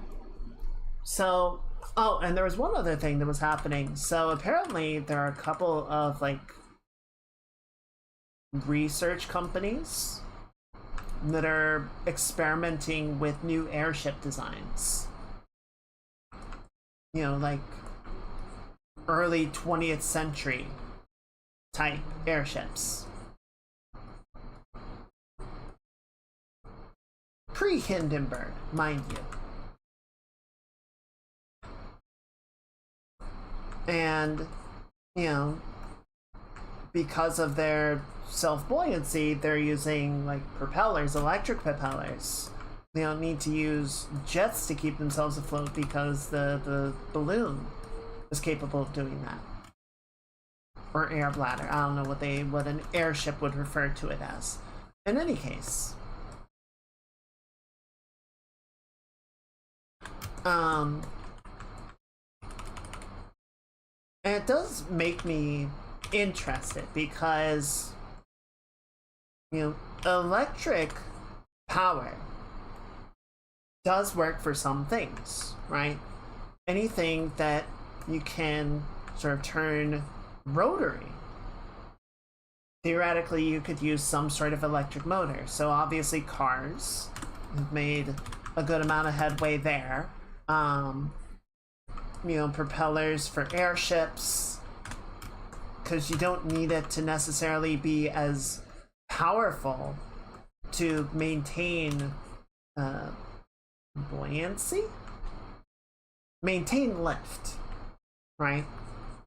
It's fine to have a slightly weaker propeller. I don't know if an electric plane or an electric motor would be strong enough for a propeller plane, but I suspect, depending on the size of the vehicle, it's possible. But then anything that needs thrust power, electric isn't able to do that. So, you know, jets obviously have shortcomings, and rockets, especially rockets strong enough to get to orbit. It's like, no, electric's not going to do that. Electric's not capable of that, and we haven't found a better technology for propulsion of that magnitude. But you know, now we're getting into a place of like, we want bigger and bigger payloads, and we want to start doing these like preparatory missions of getting substantial hardware to the moon. So how do we do that? You know, I see shit like this with the Glenn rocket, and one of my initial thoughts is like, okay, but we've been launching rockets for decades. How are we still struggling with this?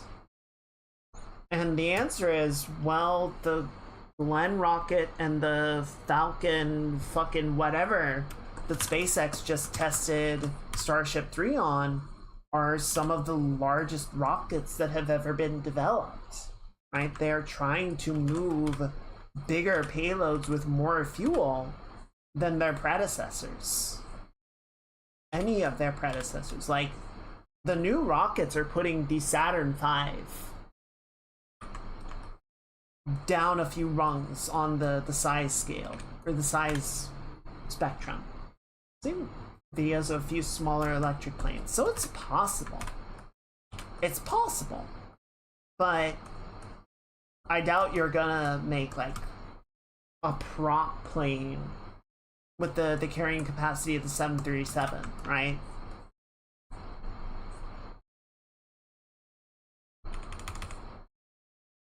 Which, maybe that's fine, right?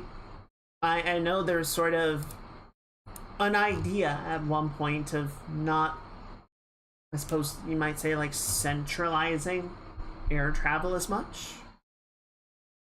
And if you can kind of have it's like, well, we can have more smaller planes darting about, then that might be fine, especially for like, you know, shorter trips. Or maybe we just diversify the means of travel. But all this is, none of this is going to solve the problem of how do we get shit to space.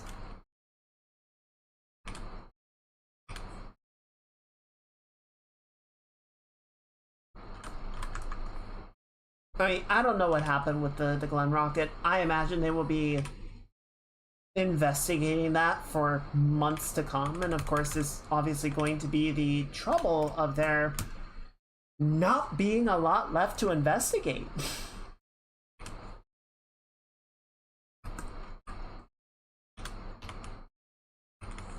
And it makes things difficult to draw, you know, solid conclusions about what happened.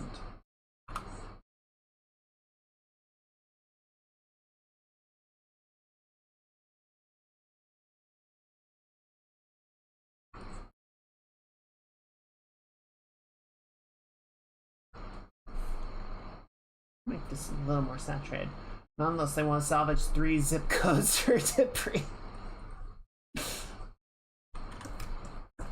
Yeah, 3 zip codes and send a sea turtle diving team.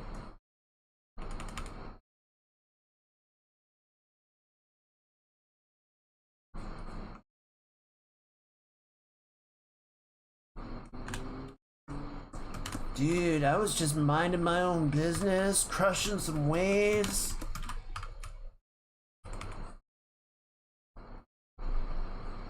Freaking exhaust cone came crashing down. I was like, righteous!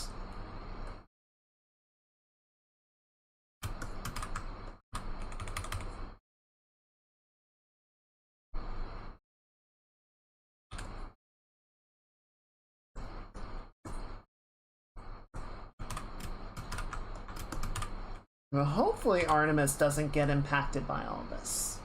That would be, in my opinion, the worst case scenario. Right? Because we just had... Artemis 2 was so fantastic.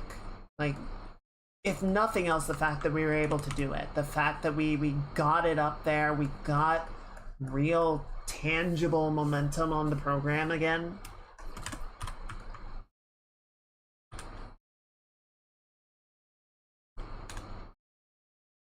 And unfortunately, with this being what it is, there's a non-zero chance that it will put more importance on SpaceX contribution to the program, which... I mean, if that's what we gotta do, but I won't feel good about it.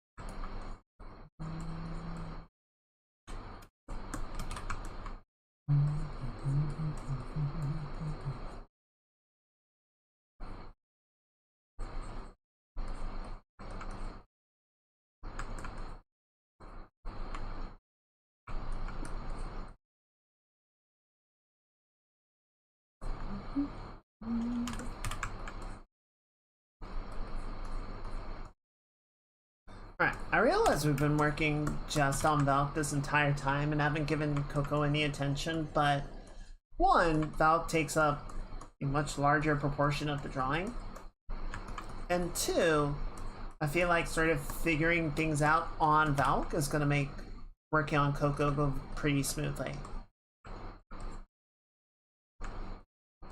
So I kind of want to take some time to nail this down.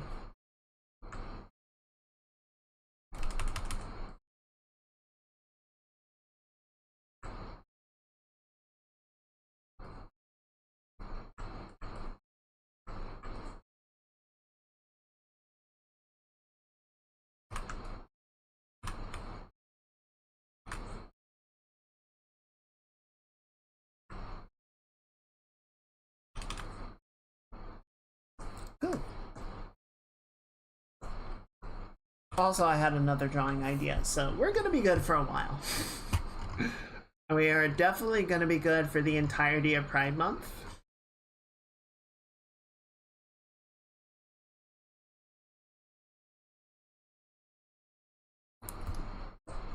And probably for a while after that. I don't know, I've been having a lot of ideas lately, which is fun. It's definitely preferable to having no ideas.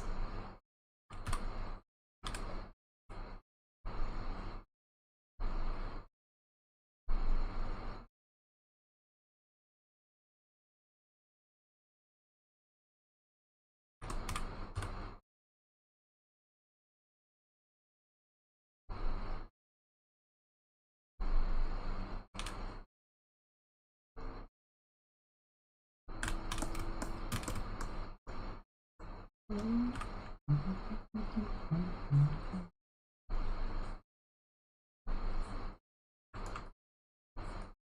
do find some stuff I actually kind of prefer to just sketch out. Like, some stuff is fun to sort of explore, put the idea down, bring it into existence, but I don't necessarily want to like fully render it. I don't necessarily want to follow it all the way to completion. I just want to play around with the idea, you know?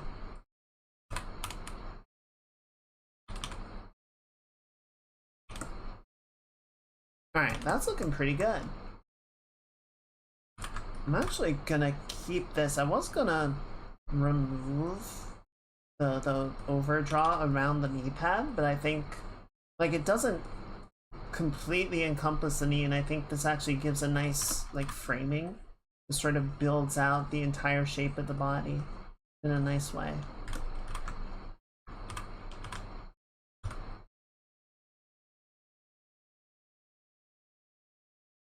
Yeah, I like that.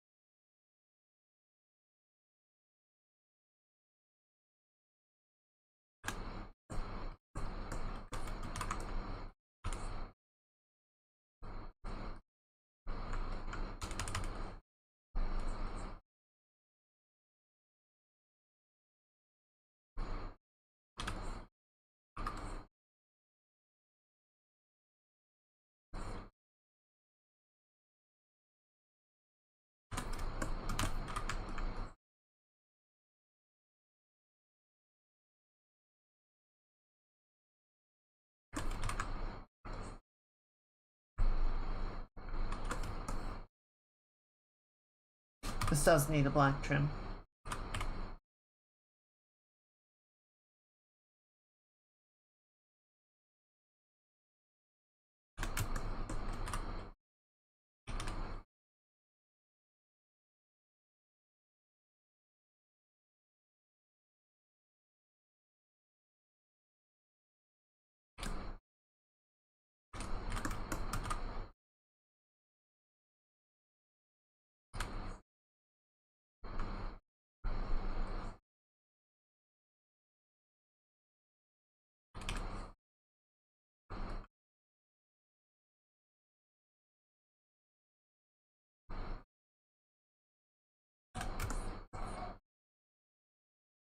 Okay.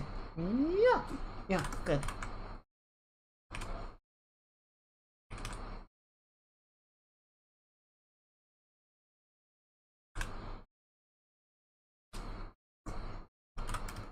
You know, there's always that talk of like Mars missions and being like, do you want to be one of the first people to go to Mars? And I'm just like, no.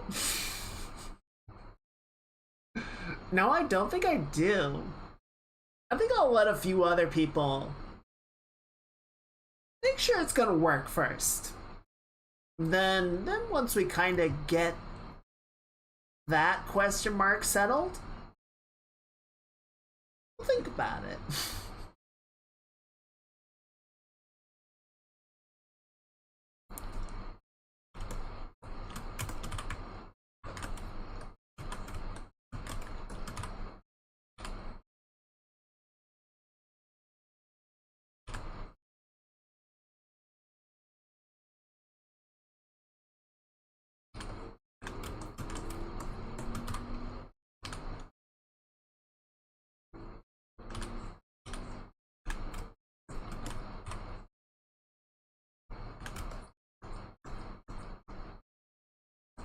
You know, I'm drawing this like it's a rubbery suit. It's not actually that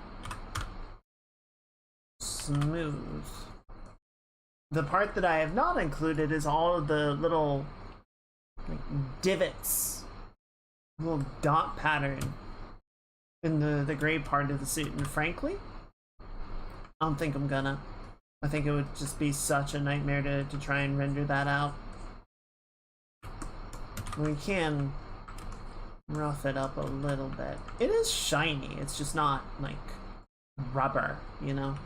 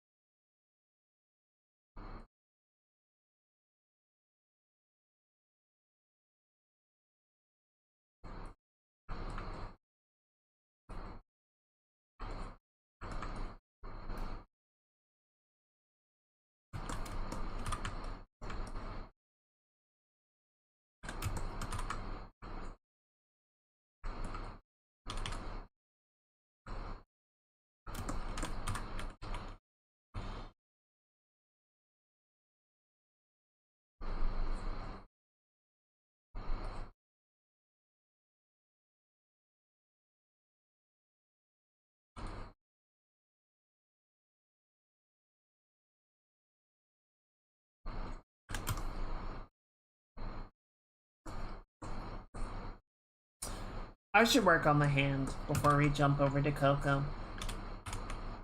Because that's just going to be a really awkward leftover otherwise.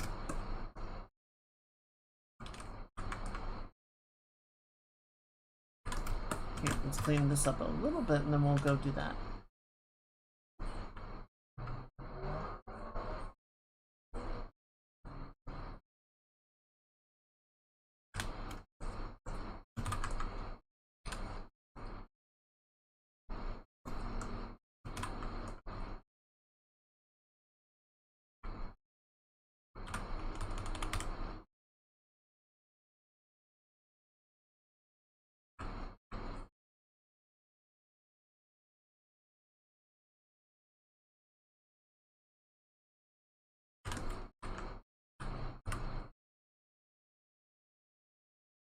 Good.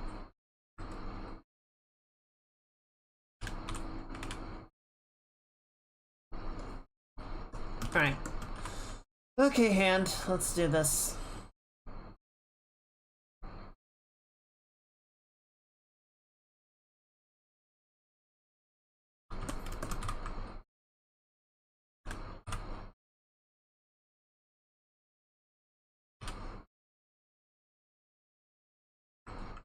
Oh God, what am I making?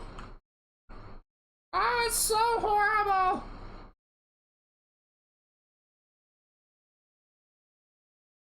The gods had no creation in this. This is the work of the dark ones.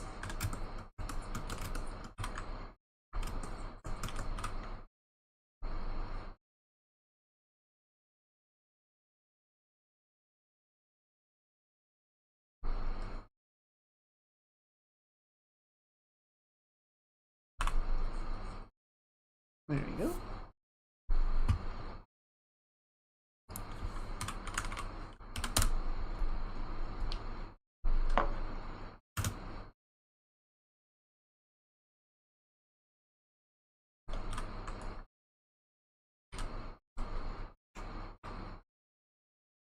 Quick stretch. Good.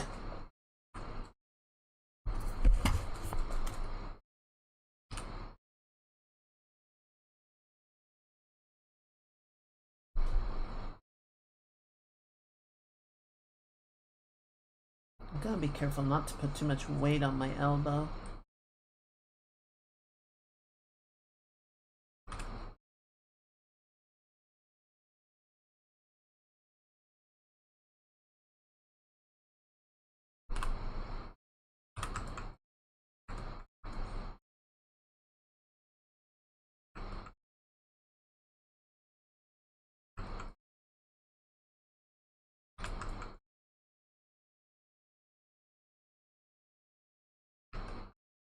Smooth out the hand a little bit. I think the digits are too curled. I want to feel more relaxed.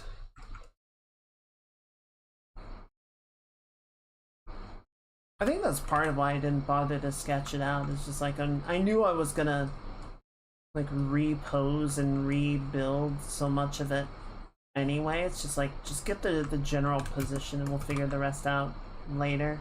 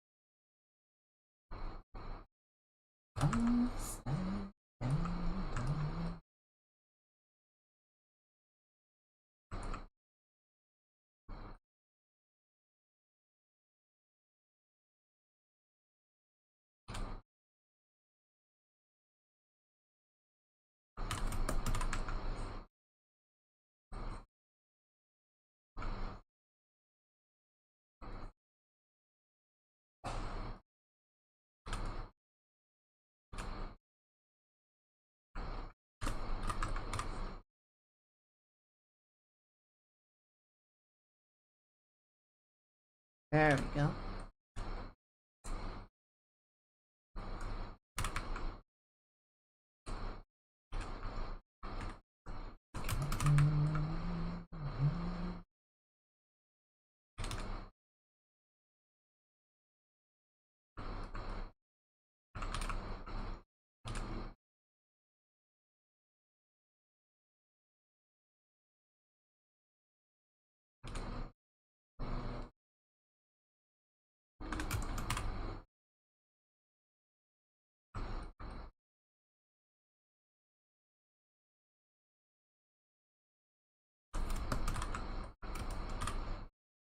Okay, that's actually starting to look like a human hand.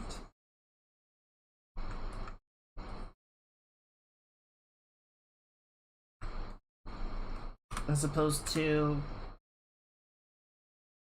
what other kinds of hands are there? I guess there's monkey hands.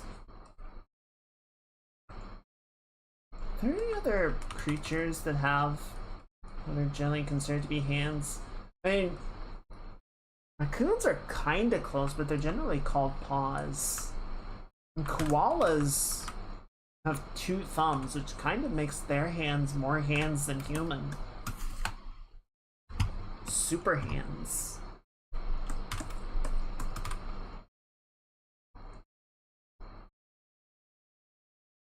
Giga hands.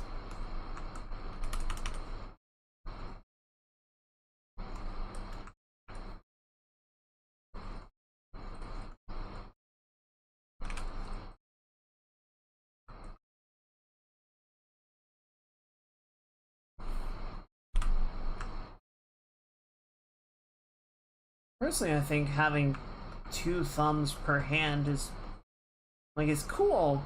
I think I'd rather have more hands. There's so much room for activities.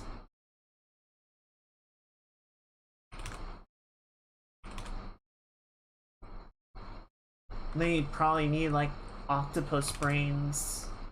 You know, they got those little sub brains to handle the locomotion for each tentacle. Trying to keep track of 8 limbs turns out kinda hard.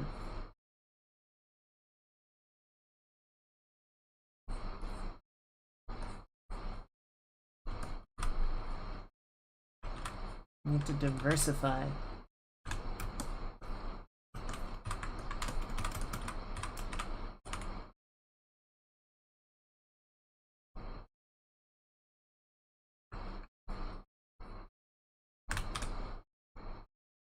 Okay, yeah, it's actually starting to look like something. I can work with that. Let's get a little bit of this, a little bit of this in here, so we can start actually defining out some of the forms.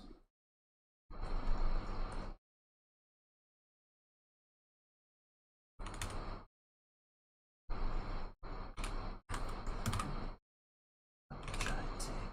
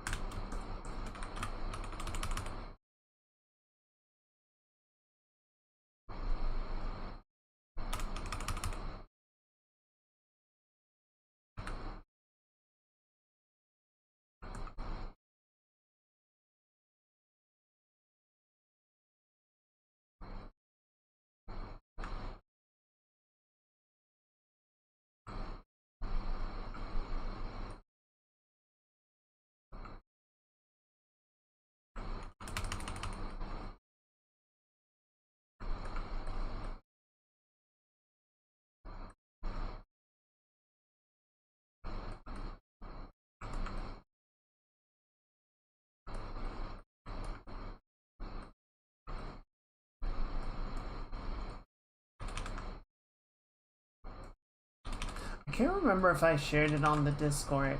There's a video I found on someone else's of a voice-acted Discord conversation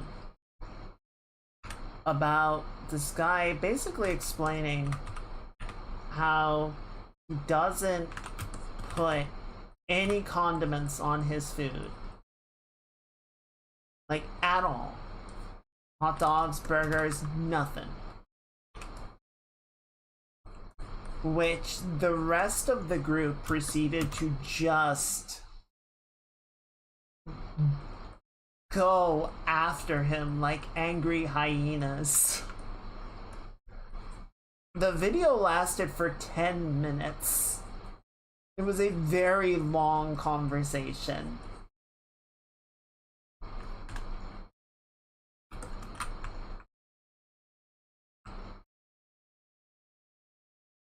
And I don't know, man. Food is beautiful. There's such variety of it. And I can understand that everyone sort of has the things that work well for them and the things that they don't like, and that's fine. That's okay, right?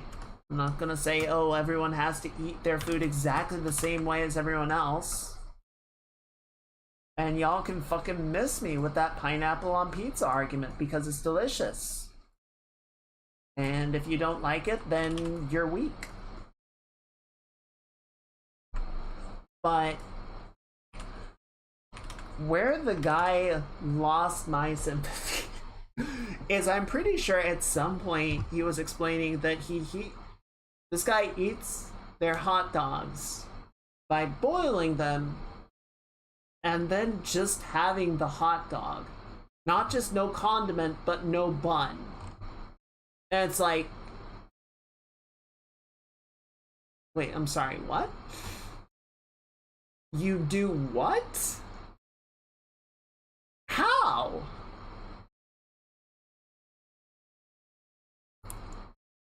How is it possible? Like, yes, it is technically possible. How do you eat a hot dog with no bun?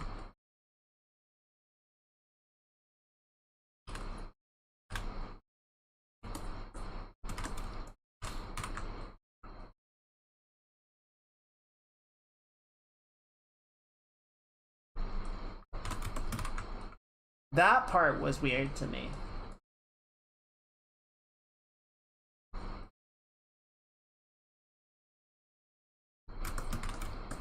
But like, if you have like a bratwurst or something, right? A nice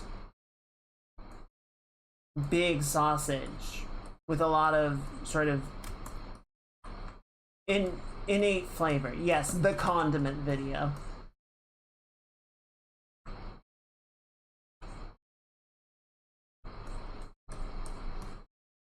Like, some sausages, like bratwurst, have so much flavor in them, right? Sausage or spices cooked into them and whatnot, mixed into them.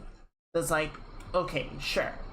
I understand that you don't need condiments because it brings its own flavor to the table. That's, sure, I get it. My question then would be, what the fuck are you doing boiling a perfectly good bratwurst? You grill that shit.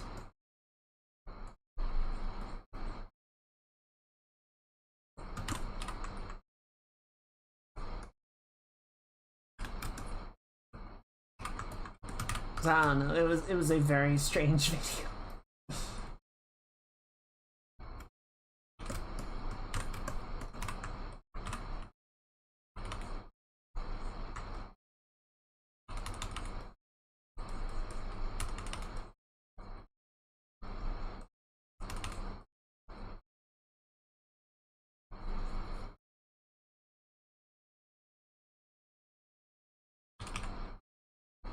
Surely all of you guys are very normal and would not commit such food crimes, right?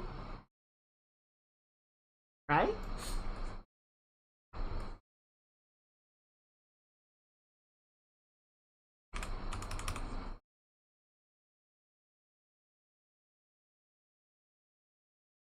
Surely we wouldn't have to ban anyone from the Minecraft server.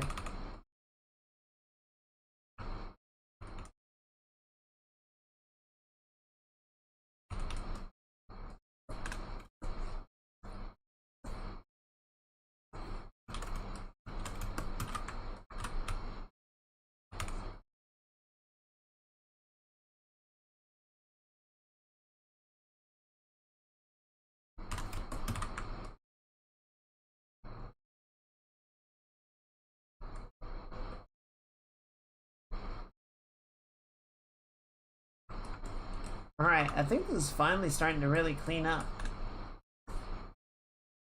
I'm not sure what this yellow is, though. Where'd that come from? Oh, it's the trim that goes along the back of the top. Okay, I see. There you go.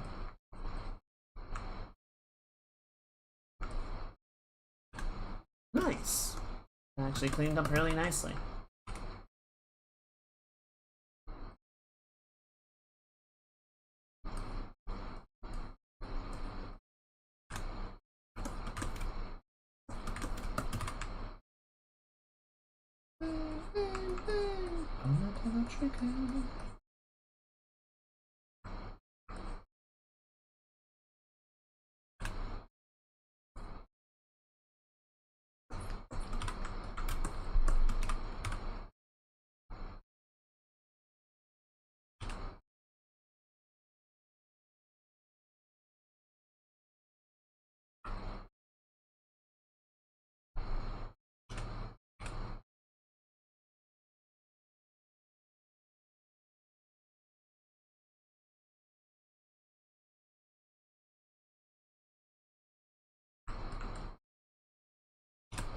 Okay, cool. So I like all that. Let's do maybe 2 more things, and then we'll switch over to Coco. Just want to clean up the side of the submarine here.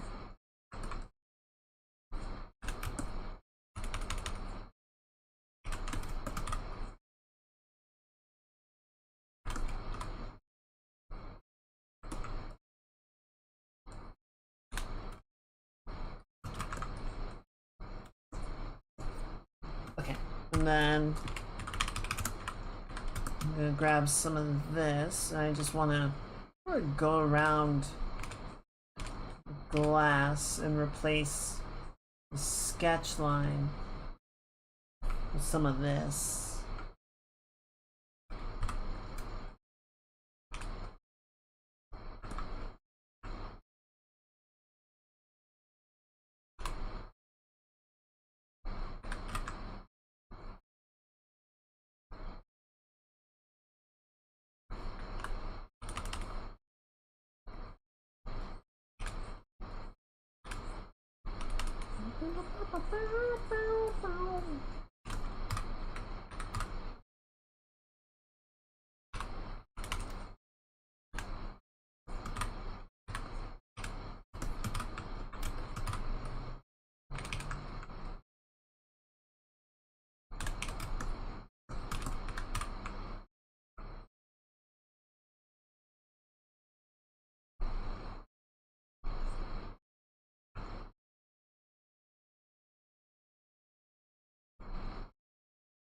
Yeah.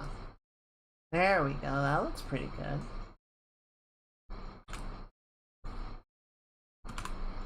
Curl it in just a little bit more. Good. Alright. Yeah. Okay, save that. Listen to this in a while.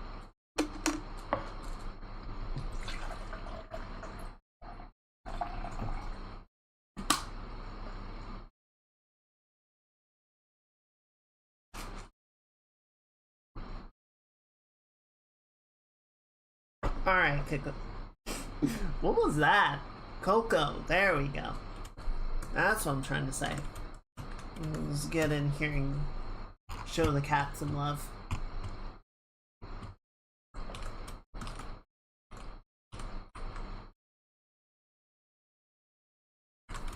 Start actually with the eyes.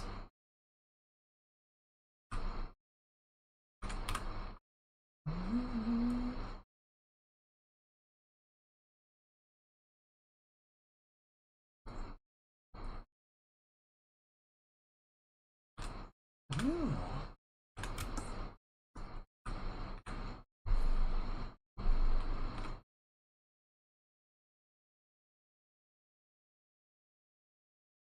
They did show a cinematic trailer for Control 2 at the Save Play. I did not watch it because I still need to play Control 1.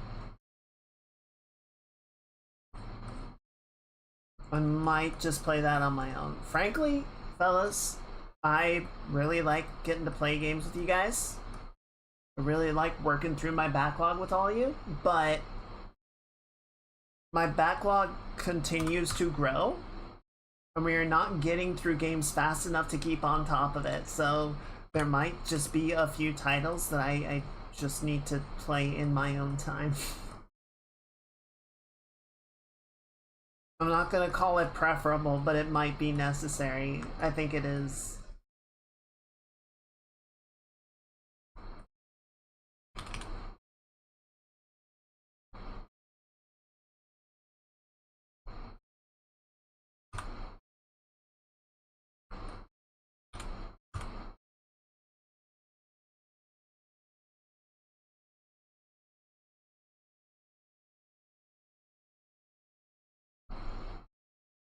I mean, it's kind of a majorly first world, my steaks are too juicy, my lobster is too buttery kind of problem to have.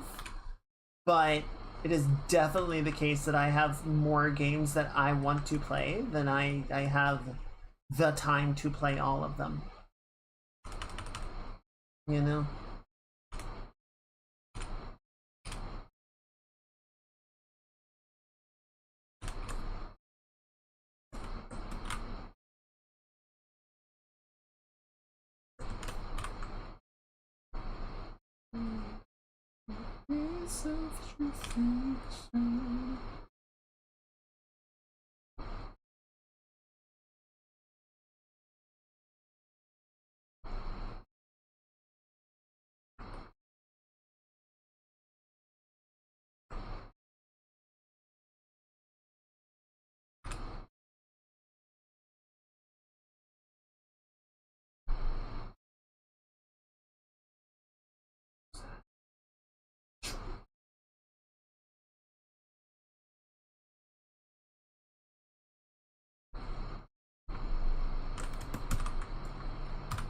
There we go.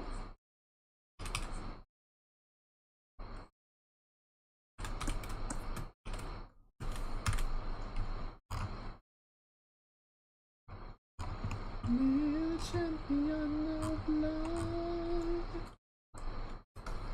I'll show you a herald of darkness.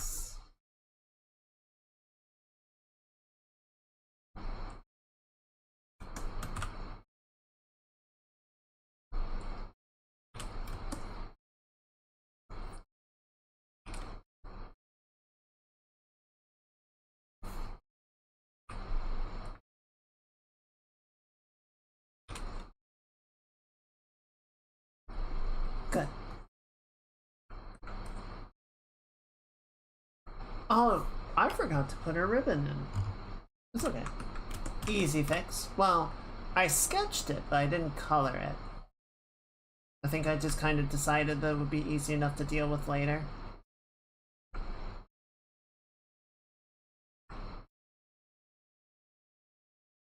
Probably shouldn't be doing it right this minute, but I think I just kind of want to put a placeholder to remind myself. Like, hey, don't forget this has to go here.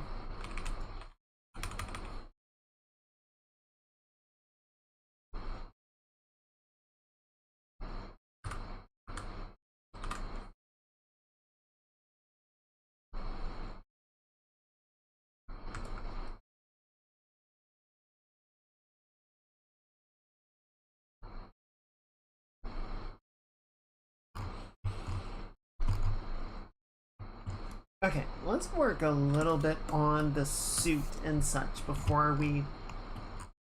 Because I feel like the hair and the face, one, will need a lot of attention, but I feel like it'll also kind of overshadow a lot of the other details.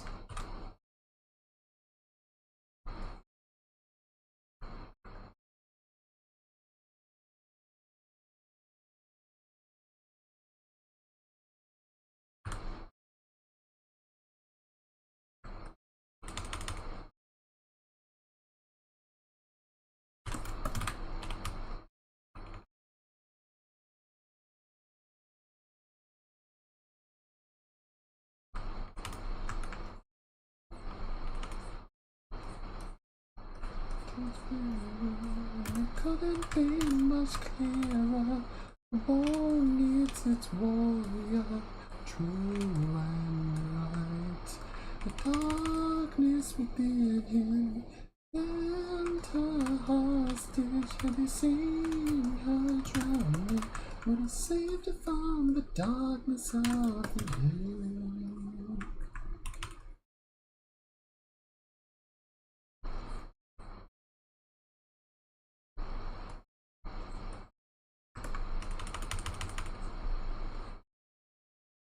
I never played the Alan Wake 2 DLC.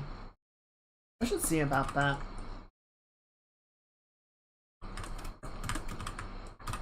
Speaking of other shit that I need to play.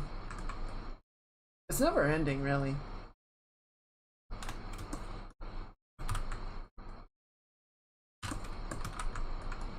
I think for the next week or so, No Man's Sky's gonna be my main poison. That and Deadlock. Well, I'll play more Deadlock. I'm sorry, but on my own time it's gonna be No Man's Sky. I've been hearing pretty good things about Mina the Hollower as well. I think that's gonna be lower on my priority list. Like, I'll probably wait to pick it up on sale, but it does sound pretty fun. I'd like to give it a try at some point. It's like hard Legend of Zelda.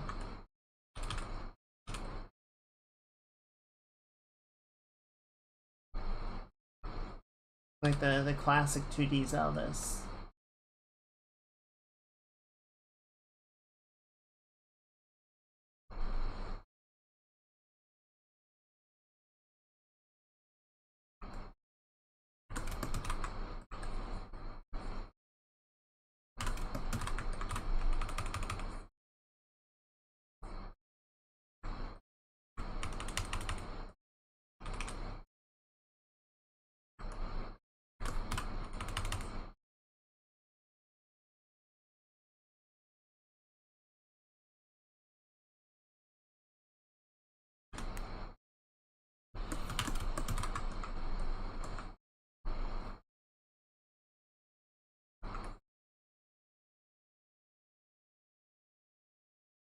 There we go. Clean the shape up a little bit this way. We can sort of shade in the upper arm just to give it a bit of a sense of depth, right?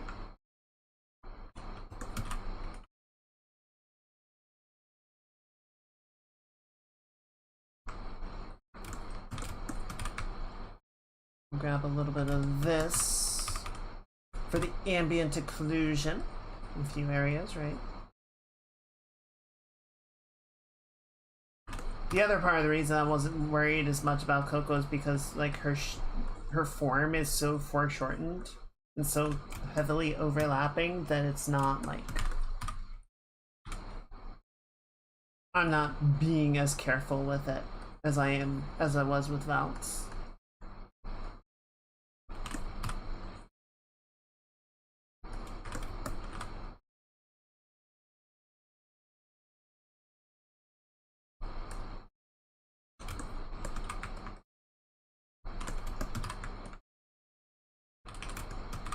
Ambient occlusion again. Yep.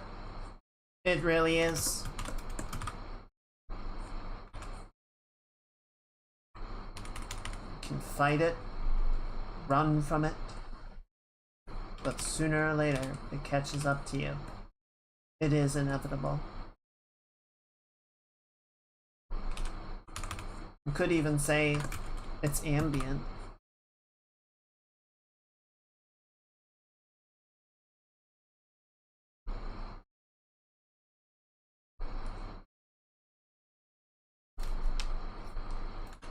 I'm actually gonna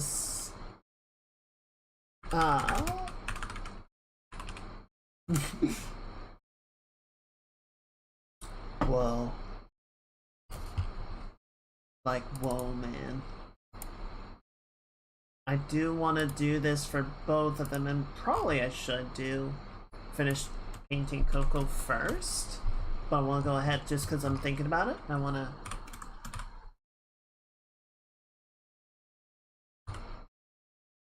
get these illuminated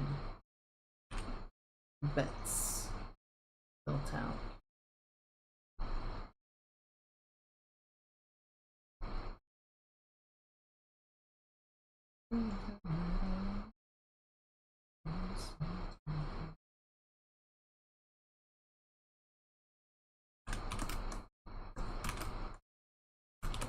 Bring the sun to its end.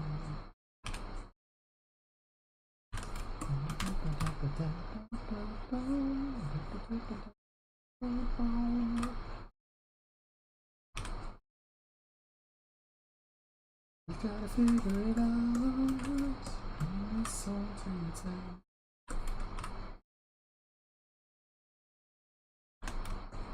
Good.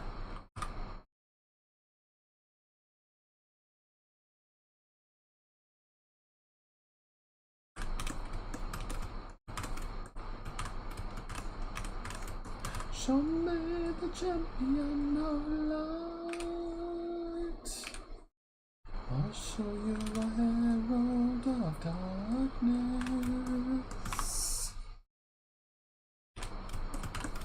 No, I went deep to the surface.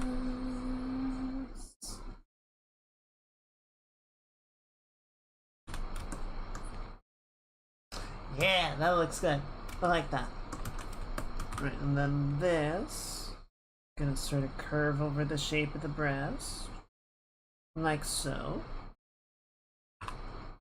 Needs to terminate more like that.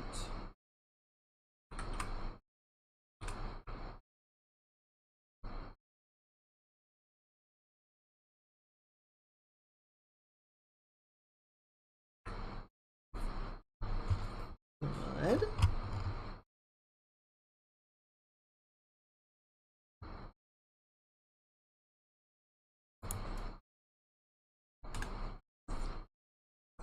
Alright, so we got the one going down the arm.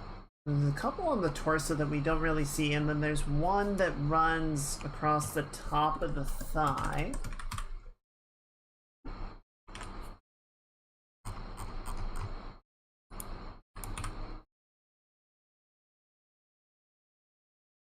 Terminates a little bit before the knee pad.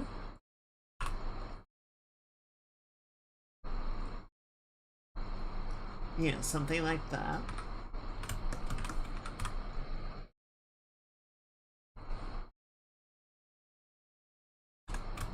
Pills on either side, and then a stripe that runs down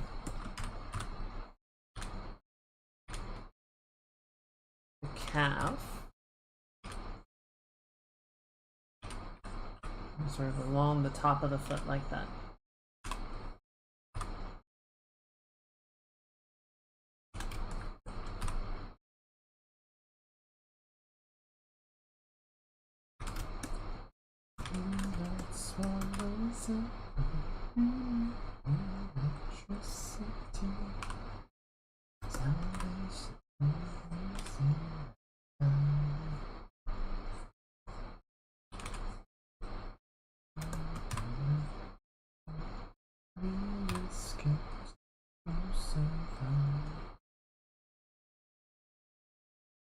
So I discovered, I have many monitors. One of them is kind of a TV monitor I picked up at Goodwill at one point. I discovered that it is somewhat susceptible to burn-in. At least on part of it. It might be, like, it's a little bit damaged. Particularly around the edges of the screen. It's not in the best condition. And maybe that's what makes it susceptible, but I did notice. So like I was using it on my work machine, and some of like the windows that, you know, I would leave up for a long time because I just kind of have them there while I'm doing stuff. Like little parts would get temporarily burned in and be kind of there for a while until eventually another window sat for long enough and sort of cleaned it out and then burned it in with something else. So that's neat, I guess. Thankfully, it's a very secondary monitor, so it having issues like that is not a big deal. But just interesting to be like, oh, okay, guess I gotta keep an eye out on that.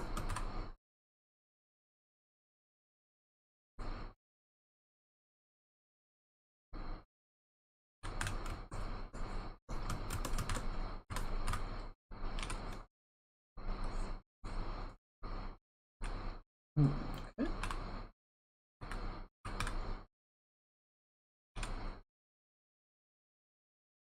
Good. Good.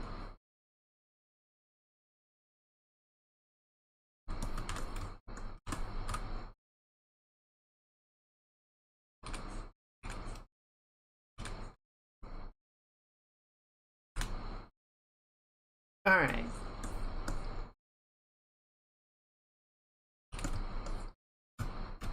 Okay, that looks good.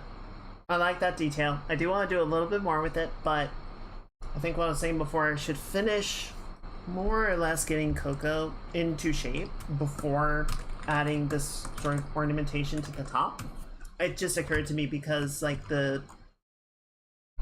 this little area is sort of like the most intersections of lines, and it made me think of it. But yeah, it kind of, it's a little cart before the horse to put those accents on before we've even like properly fleshed out the shapes that they're adorning, right?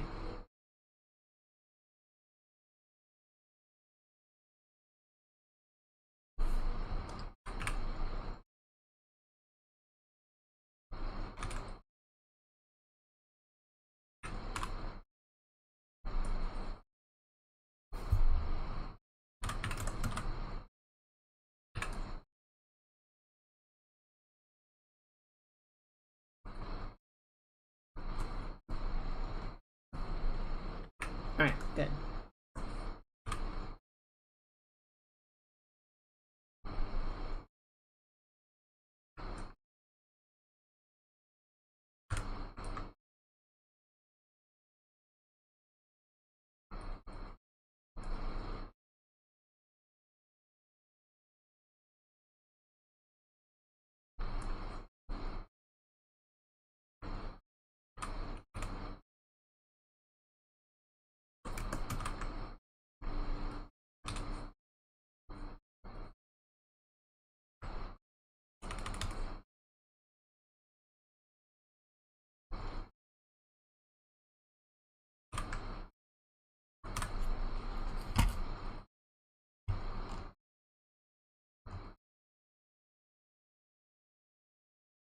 Let's see.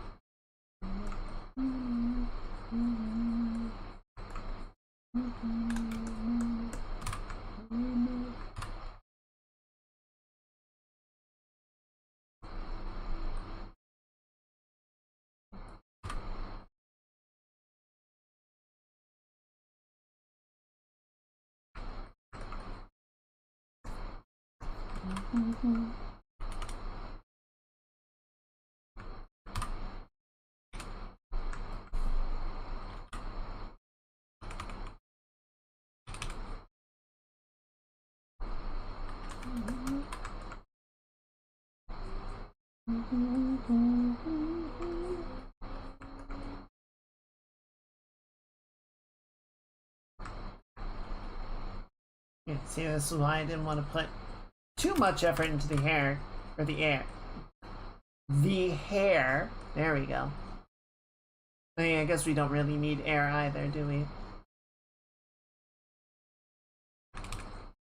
What would air ever do for us?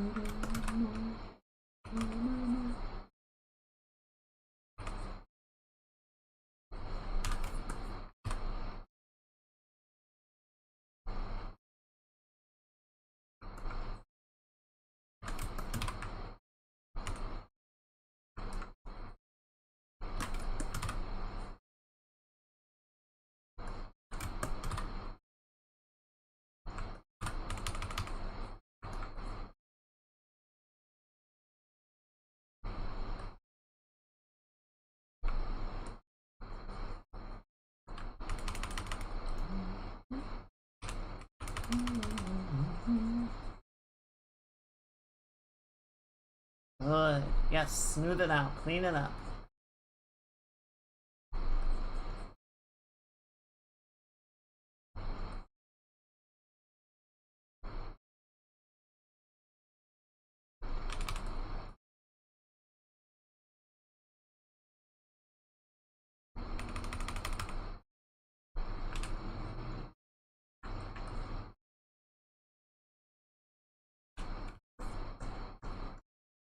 Okay, good. Yes. Sorry, I was just sort of thinking about the next part. I'm like, this is working. This is going the right way. Yeah, now we just get that little U collar that loops around there, but it needs a black trim, not a turquoise trim. Need that black trim to come around here.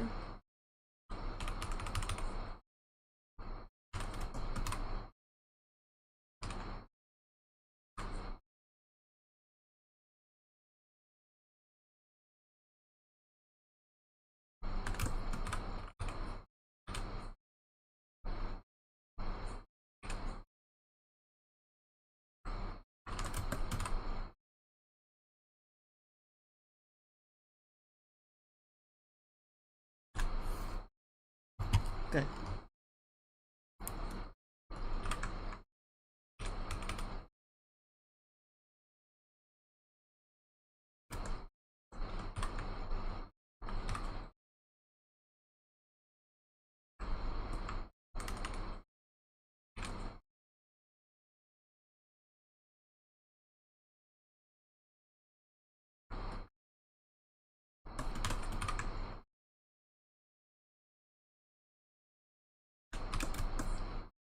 Yeah, that feels pretty good. But I am going to curve Coco's cheek up just a little bit. It feels like it's just getting a little droopy in there. So the other thing that I think will help a lot is to properly shade her face.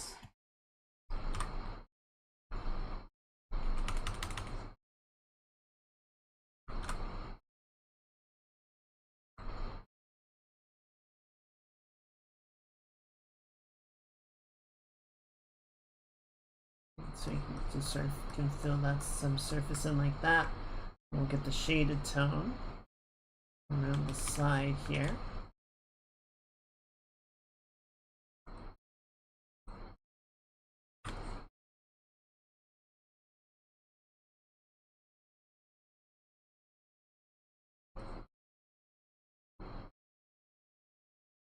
Yeah, this side's too far over. Alright, it's not. Let's do this, let's do this.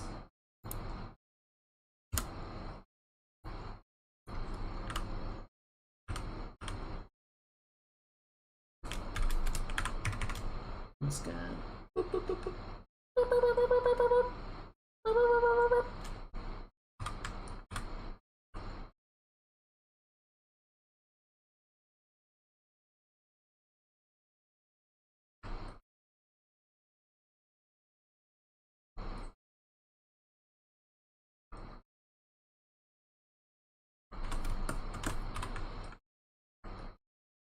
Do you think Warframe is ever gonna come out of beta?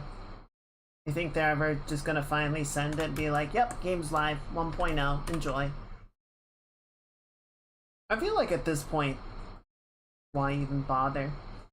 Everyone knows what's up with Warframe, right?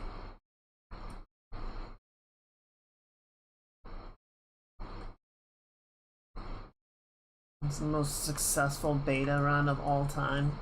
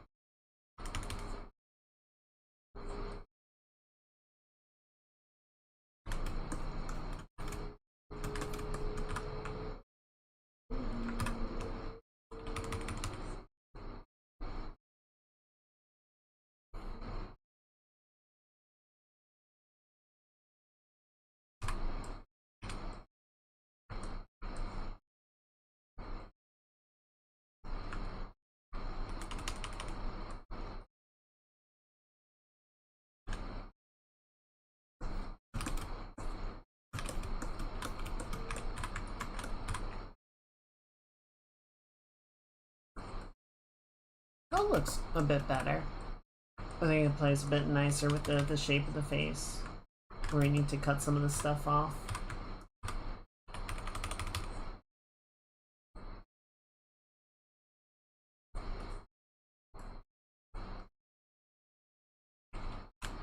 Go ahead and merge that in.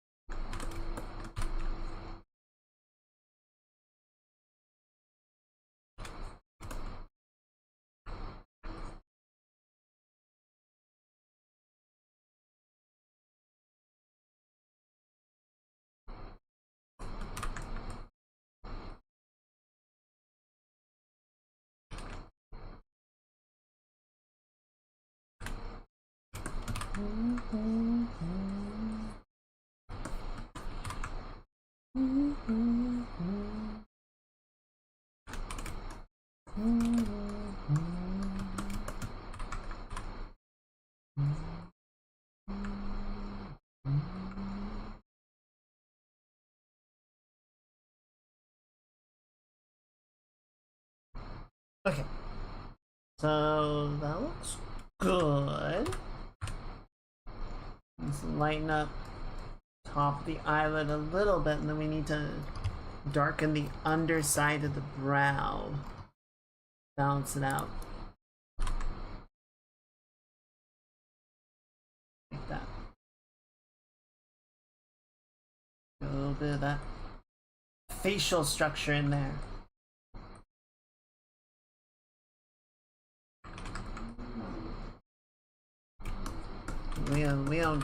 We don't draw none of them flat anime faces on this channel, no sir. And when we draw anime characters, we still give them dimension and structure.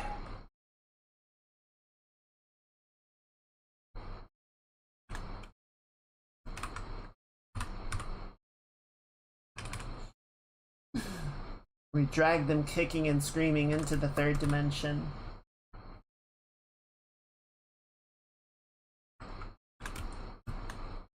Sometimes almost literally.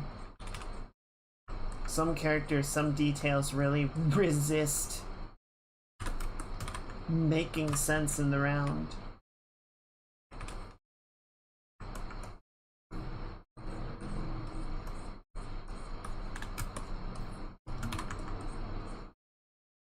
That's a match. Close the door. Waited for the flash. Greyhound station. Waiting cash. I'm coming back.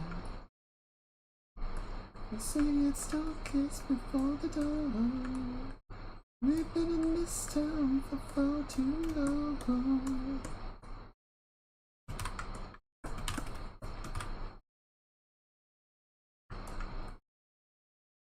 Sunset, no regrets.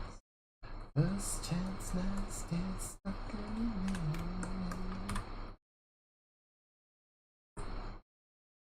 Tastes so sweet, it hurts a little.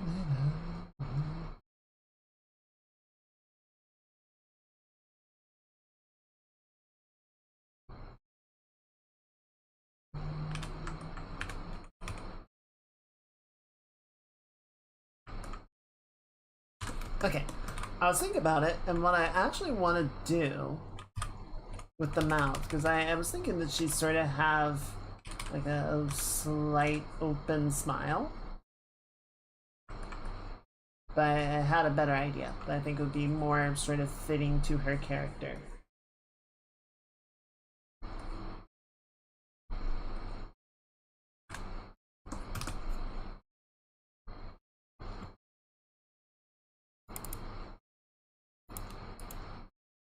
It's not the right color.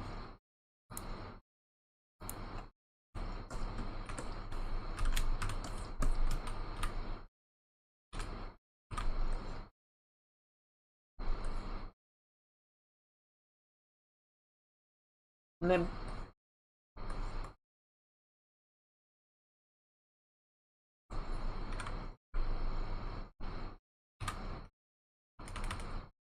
give it a blips.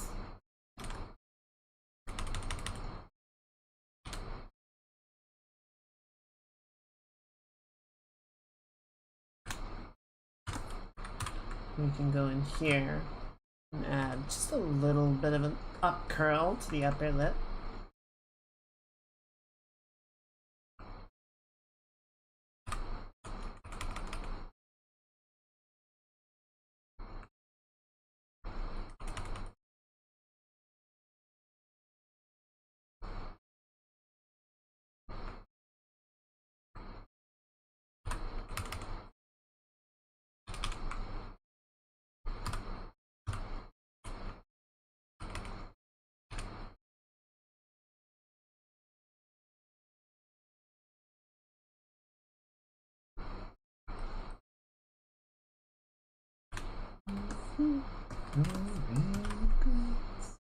Last chance, last dance, stuck in a middle.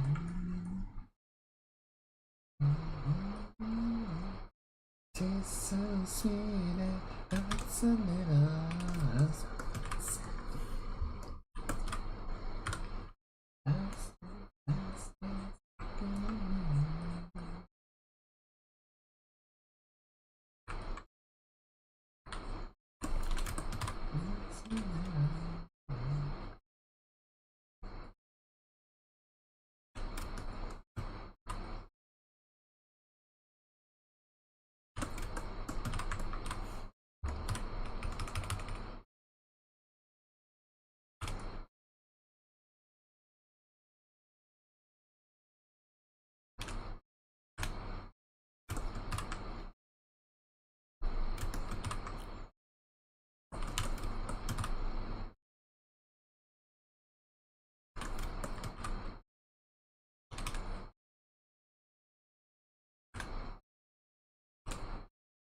Good. Alright, I do want to make the tongue a little bit sharper though. I think the shape is a little bit too rounded out. Good. Good.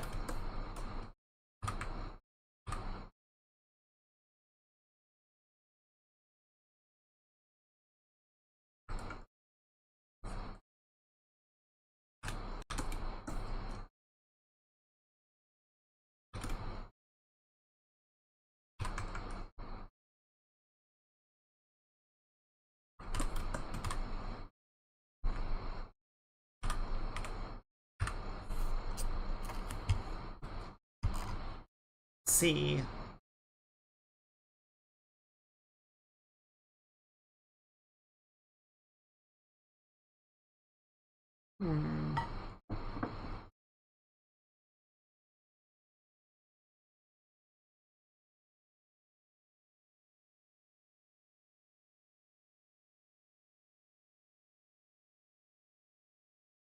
Listen to that already.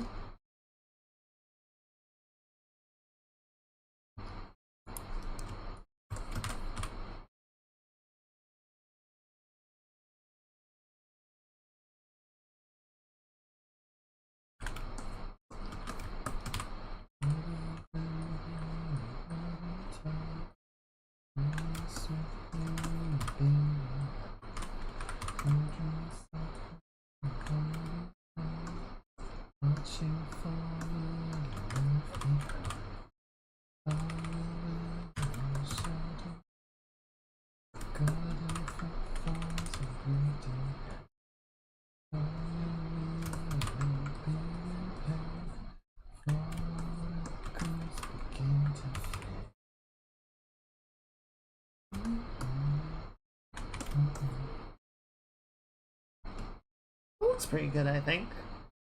Alright, let's get these guys cleaned up.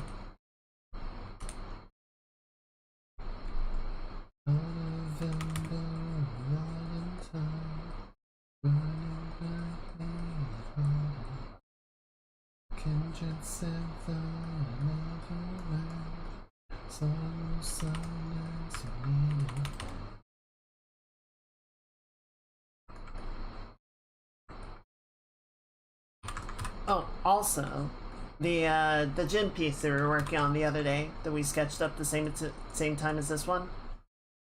I'm probably gonna put that one on the shelf for a little while, just because I had another idea that I thought would be really fun and would be a little bit more appropriate for the season. So as much as I do want to work on that one, I think it's gonna take a little bit of a backseat.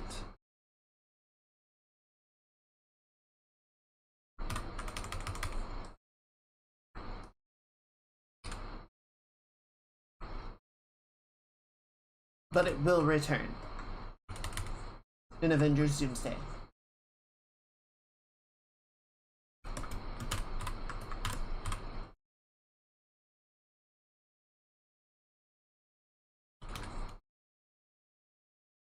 Storm of blood, war for blood, of the fallen brothers. Understood, was fulfilled.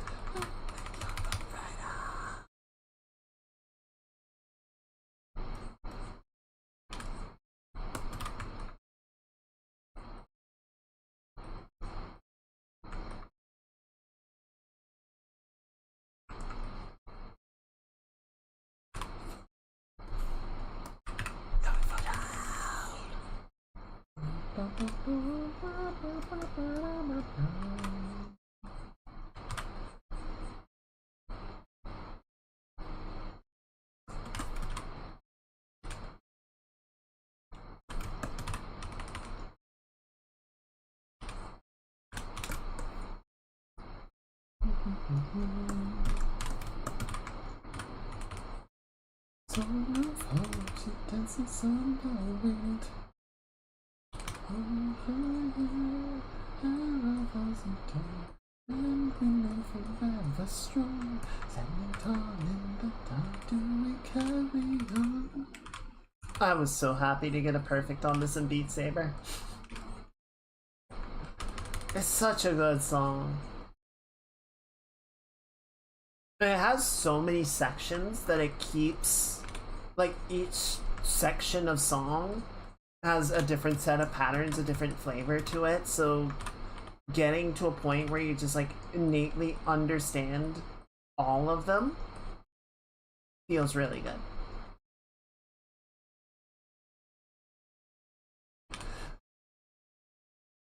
So, the way I play, I do not have the score visible. I have no fail turned on, and I have minimal UI, so I don't know how I'm doing until I reach the end. You know, usually if I wipe out, right, if I would have gotten a fail, I can tell, right? Like, I know the point where I drop low enough or I miss enough that's like, okay, yeah, I'm done. But, I don't know, since I'm doing it just for fun and to get my exercise in, I don't really want to, like, stop in the middle of a song and, you know, either restart or move on to another one. It's like, no, just play it out and we'll deal with it later.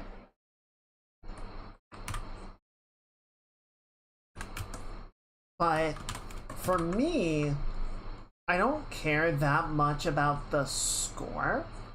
Like, the actual numerical value isn't that big of a deal. What I'm always chasing is the full combo.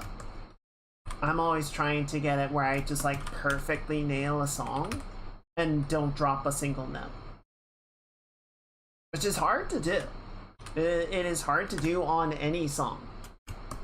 But that's why, for me, like, that's the real mark of success, right? Also, the high scores, like the actual score value, is so temperamental.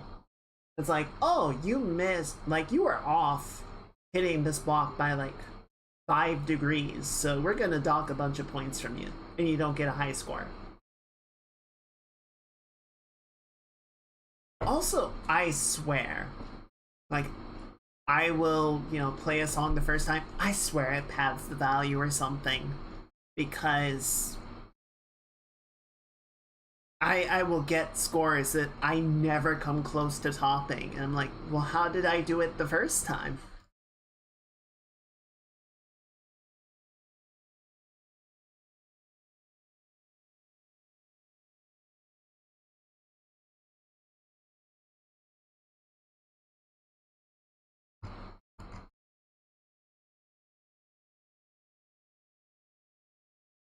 Let's see.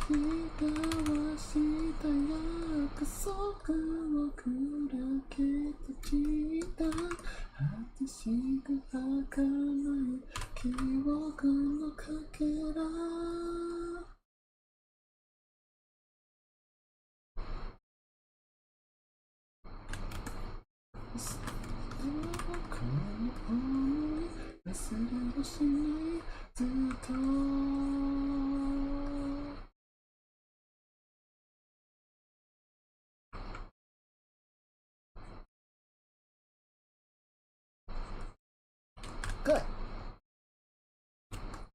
Alright. Still got a lot in here it needs cleaning up.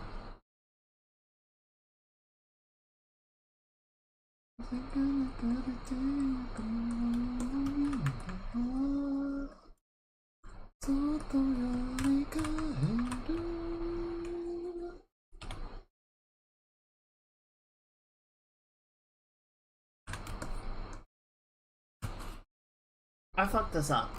These shoulder pads don't match. Okay, back to drawing board.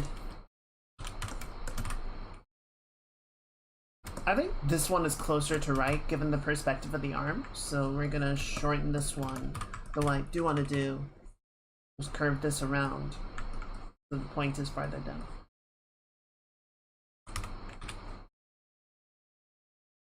So what I want to try and do before the Thursday stream, we are working... I really liked what we were able to accomplish on Thursday. I think the stuff that we figured out with the new mechanic, I'll go ahead and call it a new mechanic. I think that's really good. I really dig it. But the part that we didn't really get to was cleaning up the animation, the throwing animation. So what I am going to try and do, what I'm going to try for, is to do a lot of the frame cleanup, the stuff that we started to do at the end of the stream. I'm going to try and do a lot of that before the stream on Thursday. Frankly, most likely, I'm going to be working on it Thursday afternoon, which kind of works because then I can just work on that and roll almost straight into the stream. But I think tomorrow, some stuff I want to do tomorrow, I might meet up with a friend. But the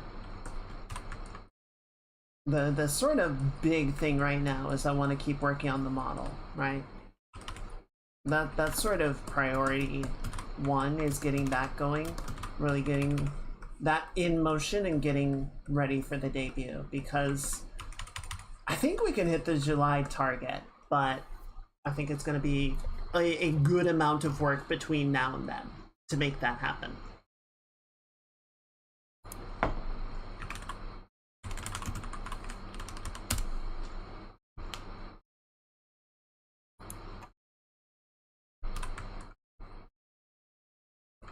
So as much as I am going to have more time to work on the game, I think it's still going to be a little bit before I can start like really dedicating time to it, you know?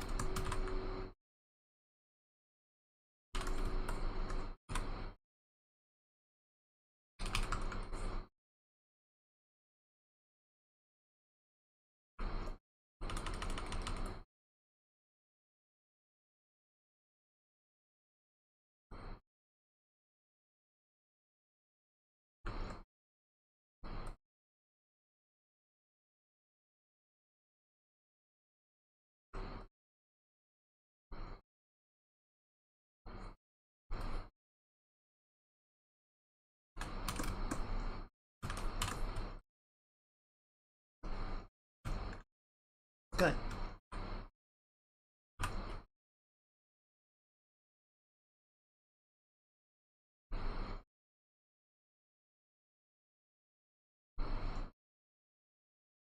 It might just be a lighting thing. I swear the inside of the arms are darker than the rest of the bodysuit.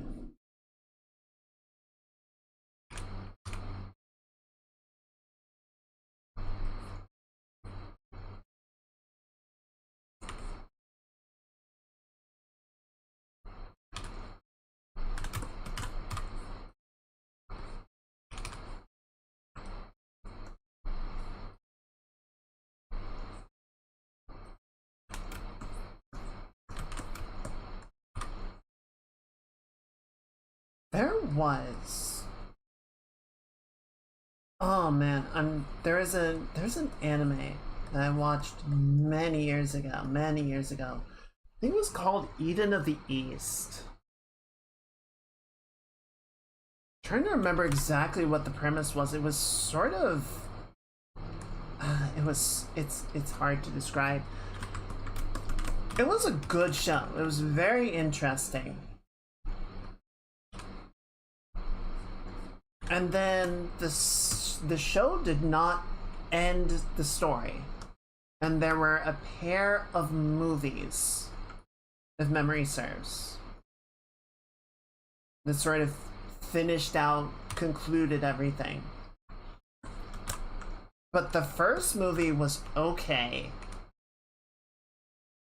And the second movie apparently just completely fumbled the landing. Like, it was not good. I never saw it, but I never heard anything good about it. So I actually have no idea how that story ends. Which is a real shame.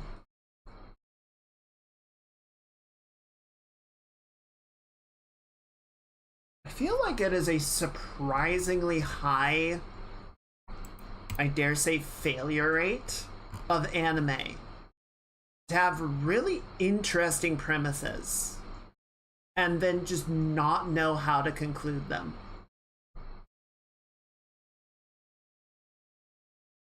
And it's probably unfair to point at anime and be like, why are you guys so bad at this? I think a lot of Western TV and movies are also really bad at sticking the landing. But I don't know, there's something about anime that's just like consistently unable. I never watched the finale to Attack on Titan, but I don't remember if that worked or not. Chainsaw Man, I think, got kind of... I don't know if it just got memed on or if people like genuinely hated it. My Hero Academia, apparently the ending is terrible. It's like, guys, what are you doing? My Hero Academia, I think, is particularly disappointing because for a while it felt like one of the best shonen anime, one of the best shonen stories ever. Like, it felt like it was sort of figuring out ways to get past a lot of the pitfalls that most shonen run into, and then by the end it kind of just ended up doing the same thing that everyone else does. It's like, you were the chosen one! You were supposed to be better!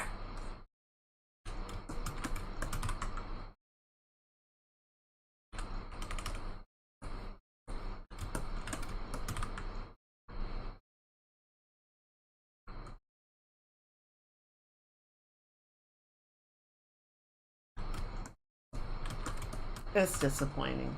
It's always disappointing when a story like doesn't know how to conclude.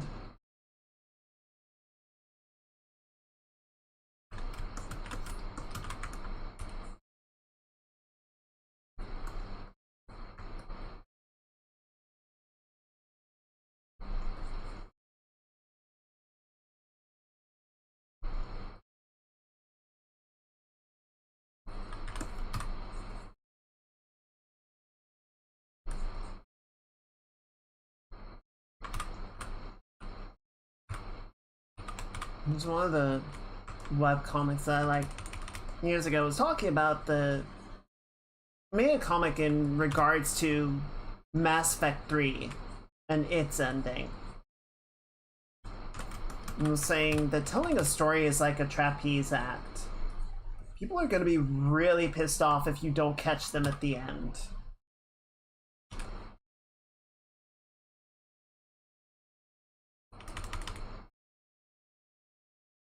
You know, I think part of it was in response to people being like, well, most of Mass Effect 3 is really good, right? Like 90%, 95% of the game is really well written and really satisfying. But you guys are, you know, hyper fixating on like the last 5%. It's like, yeah, because that's the part that like almost validates everything else.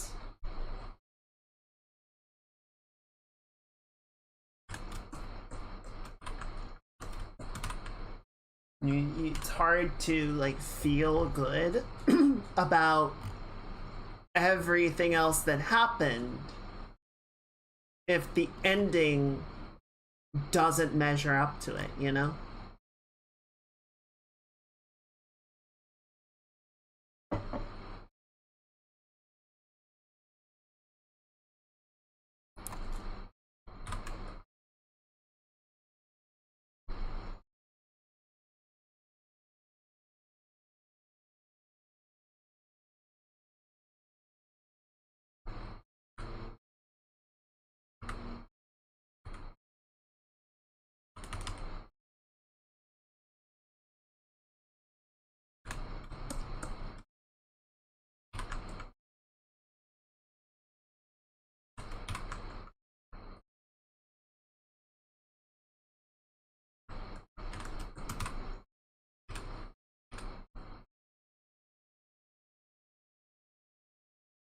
There you go.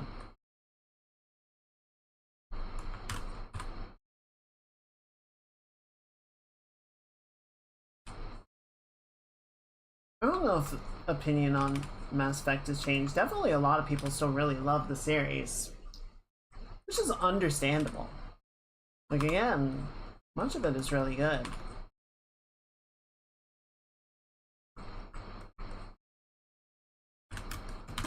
But I think there are times where the series more on the mechanical side of things really suffered from, like, okay, well, here are the dialogue options that you have, and you pick one that sounds good, and then the thing that Shepard actually says makes you go, no, that's not what I wanted.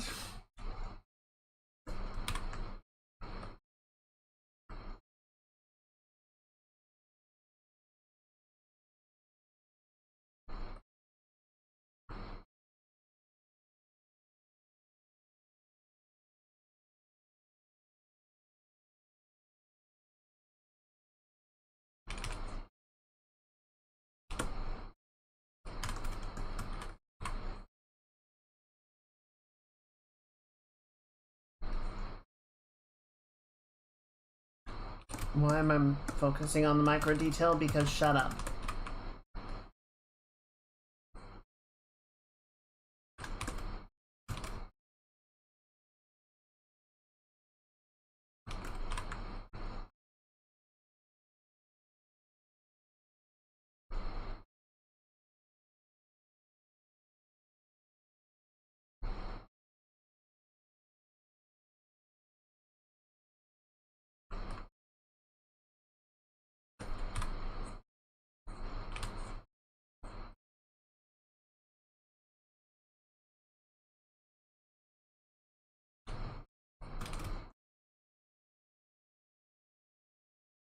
Alright.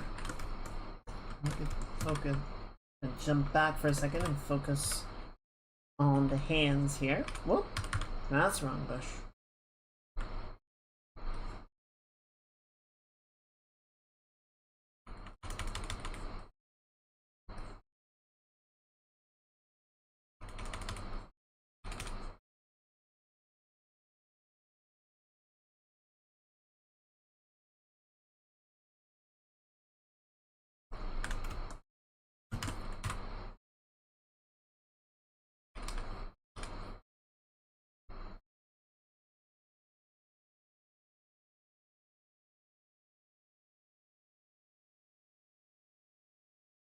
Good. Good. Yeah, I like that. That feels good.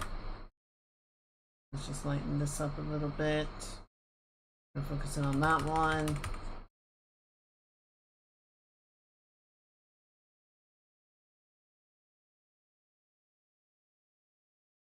Okay. I'm actually gonna do this.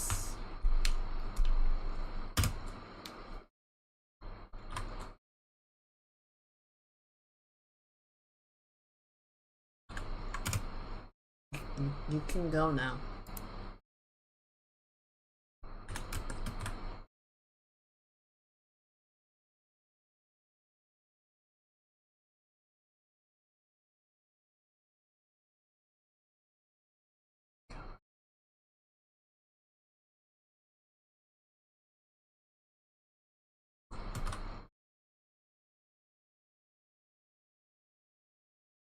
Time to strike.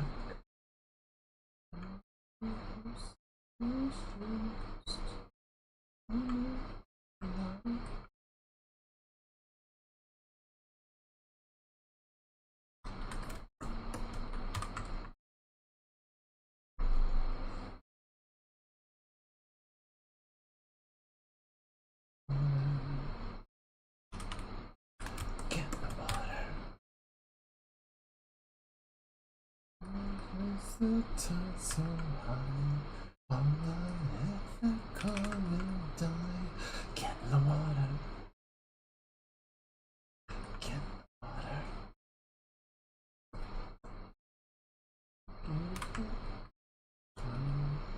Mother's white fence on the dry. Get in the water.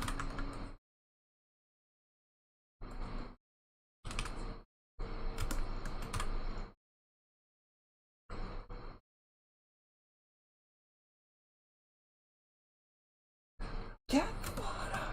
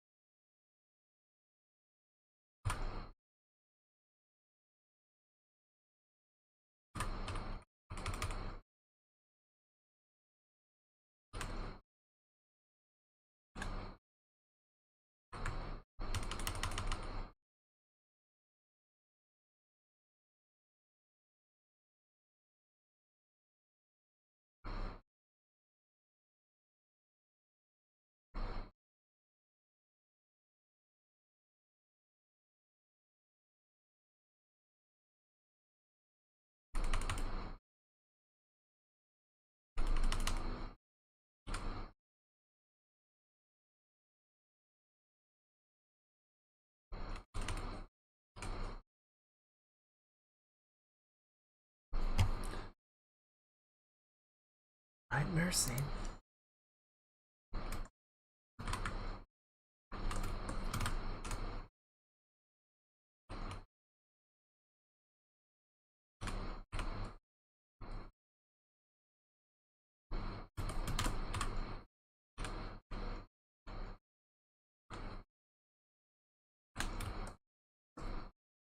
Alright, I think those hands are actually starting to look like hands, which is pretty sweet.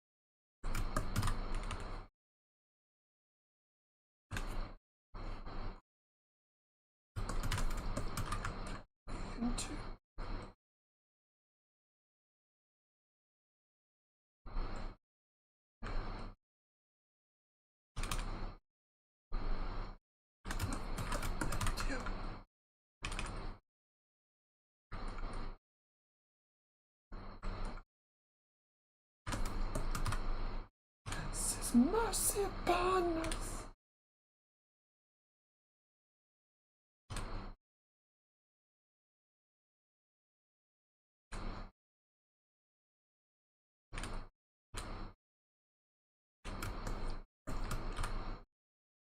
Sleep next to my wife.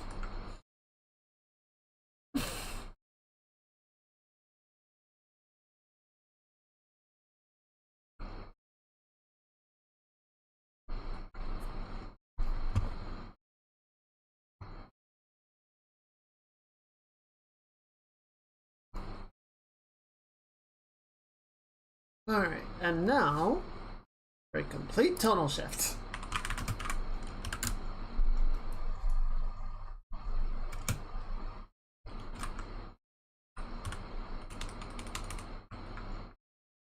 Maybe.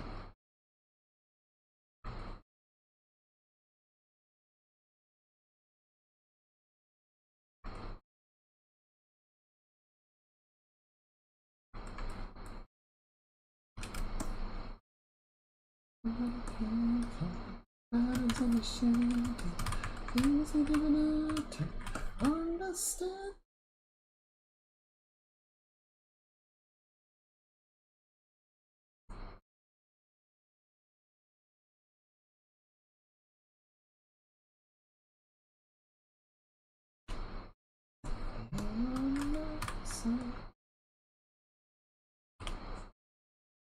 I'm open to 1,000,000 pieces. I can't go back.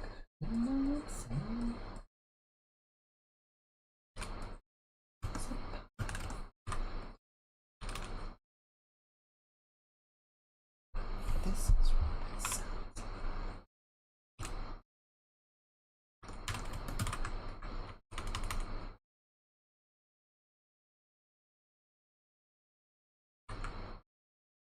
I'll find your harmony. This song we couldn't write. This is what it sounds like.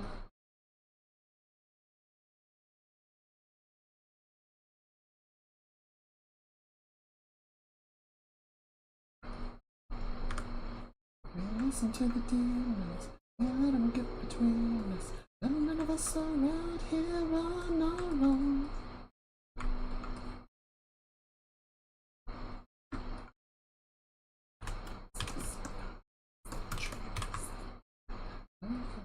I'm telling you, I'm dying in the fire and I'm right here by my side.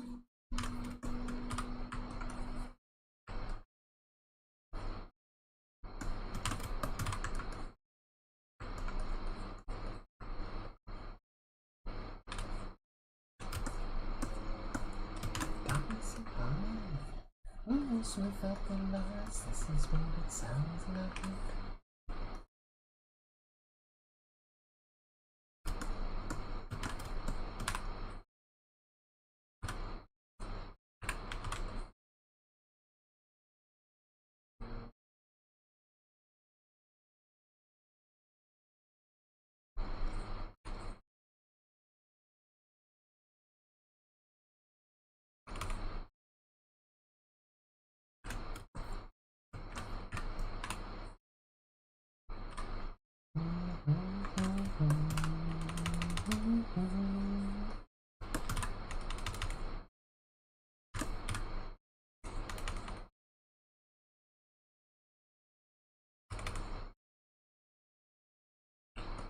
Talking to 1,000,000 pieces and we can't go back.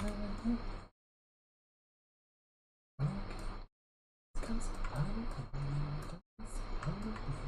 Almost without the bars, this is what it sounds like. I'm stuck inside our head. Just make the love instead. I'll find you harmony. You listen on the phone. This is what it sounds like.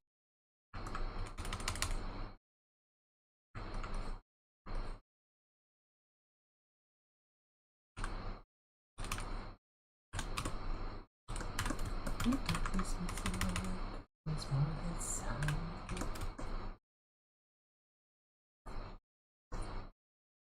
Good.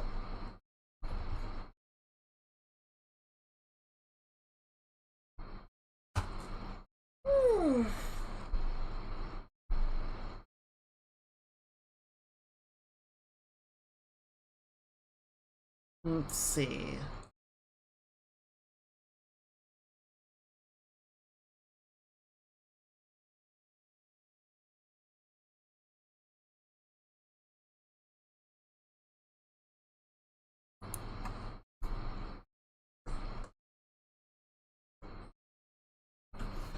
I'm gonna go ahead and just drop the line work from here.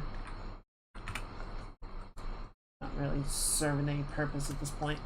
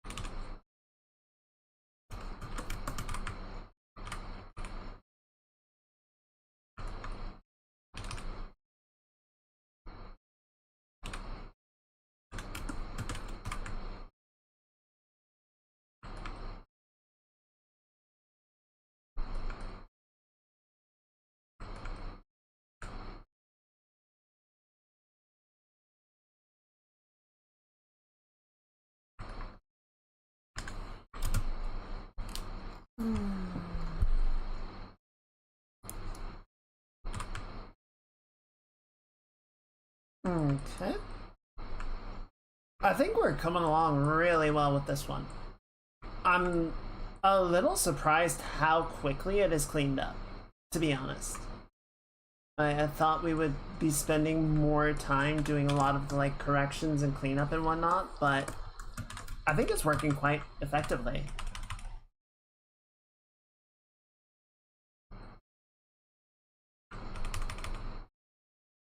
So that's cool.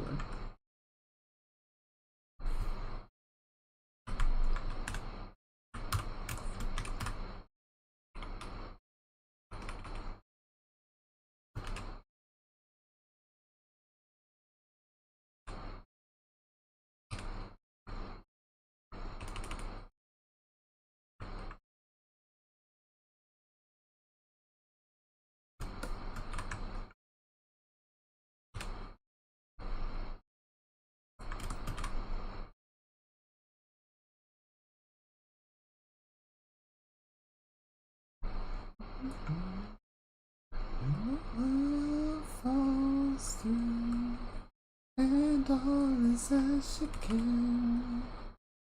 We all pretend if this is the end, I'll do it again. Oh.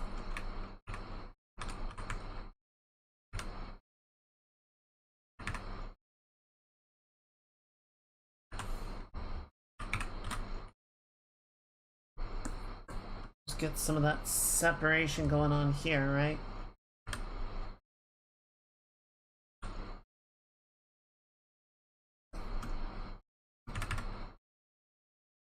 Maybe not quite as extreme. You can even kind of work it back the other way over here. Actually, no, let's keep it going this way.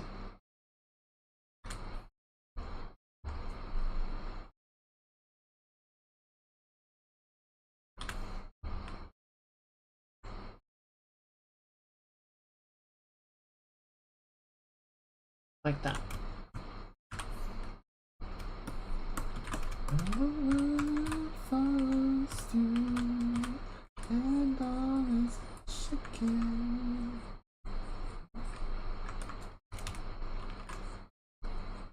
If this is the end, I'll do it again.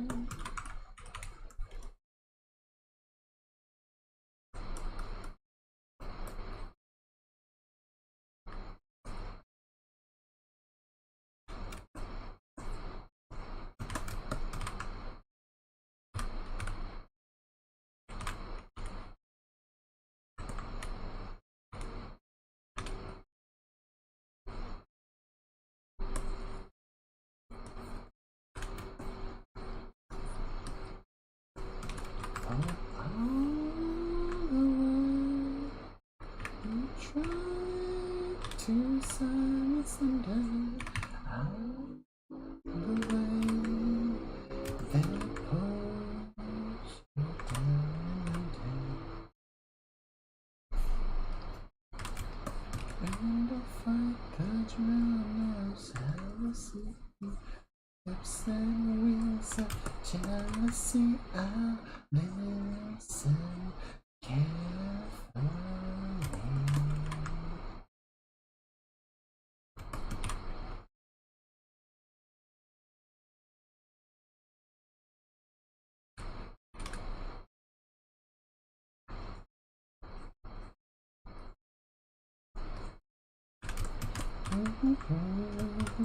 When the world falls through, and all is as shaken, while you all pretend that this is the end, I'll do it again.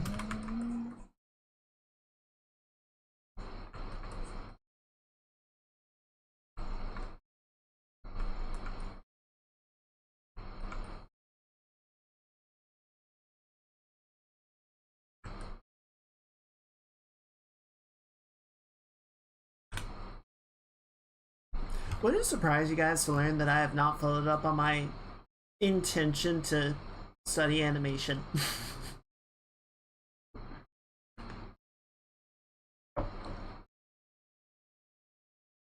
All the stuff that we've been doing for the game has made me really interested in like trying more of it. But I have not yet found the time.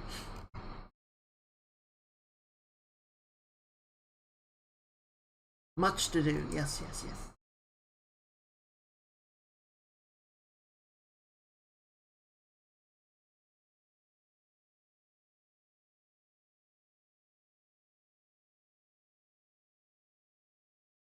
Let's see, did that.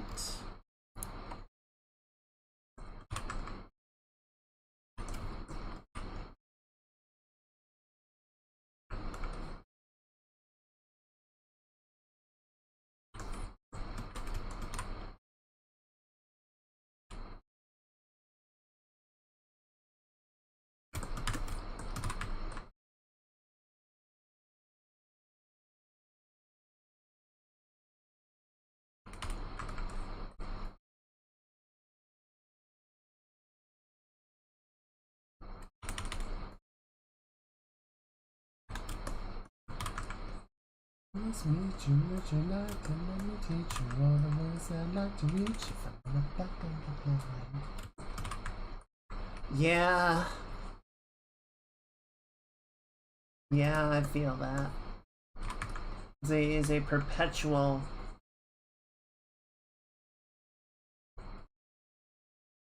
The stomach of ambition is bigger than the mouth of actually available time.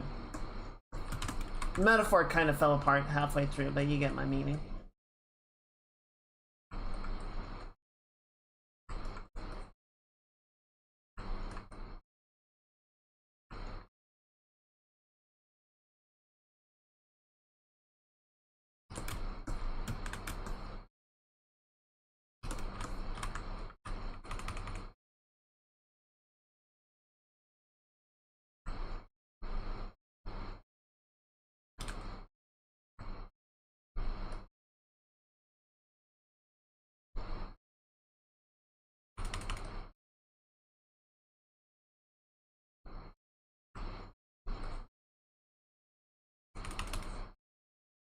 I'm saving, that I can't believe this baby should be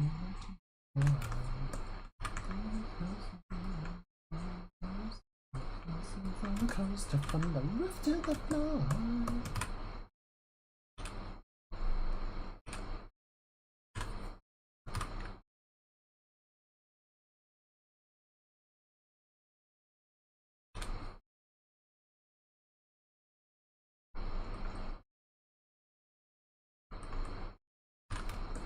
Words are indeed hard. A rather crude system, all things considered.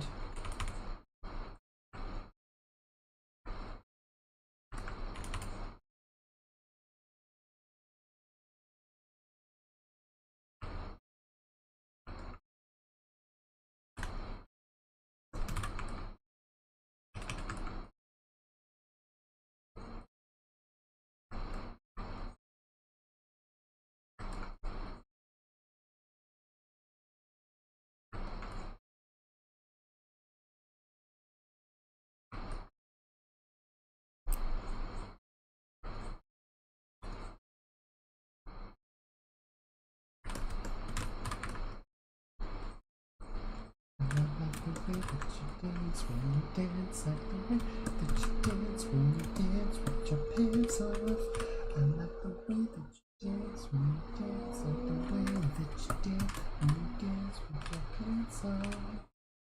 The way that you dance when you dance, like the way with your pants off.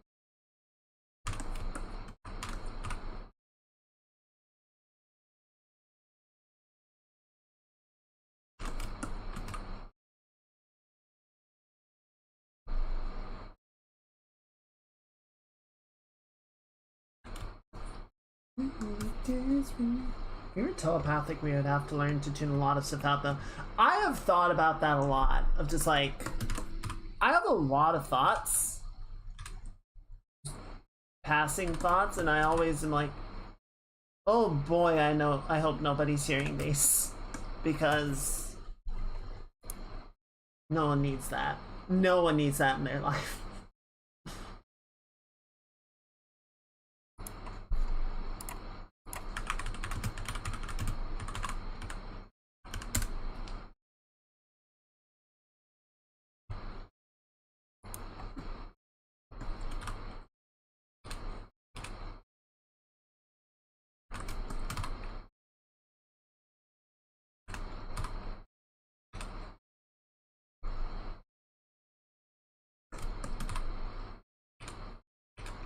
You know, often people talk about having a filter, right?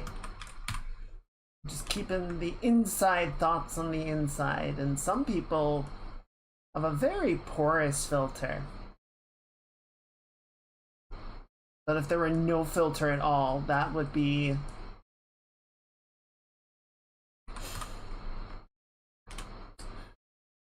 Well, I guess for a while, it would be a disaster.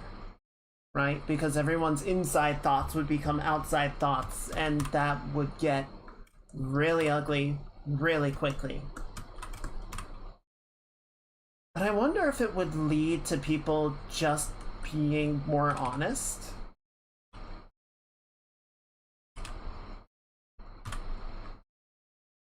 Like, if there isn't really a way to keep the inside thoughts inside, then you kind of just have to be honest about the things that you're thinking and the things that you're feeling.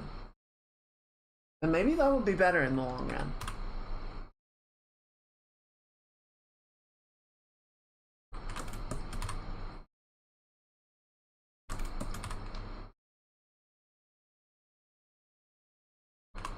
I feel like it would kind of become a generational thing, that like the people that haven't dealt with it their entire lives just struggle endlessly, but the people that kind of have had it and grew up with it are like, well, this is just how it is.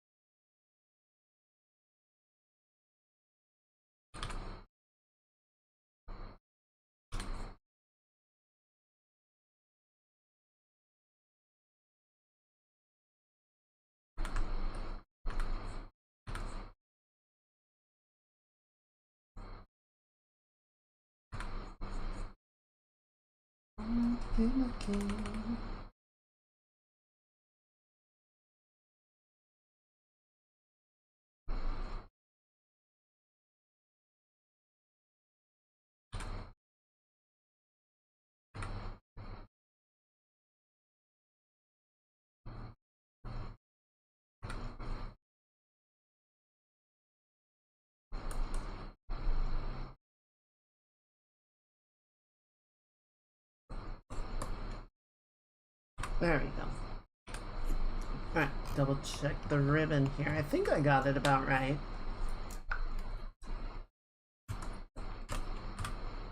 Okay, yeah, so this goes like so.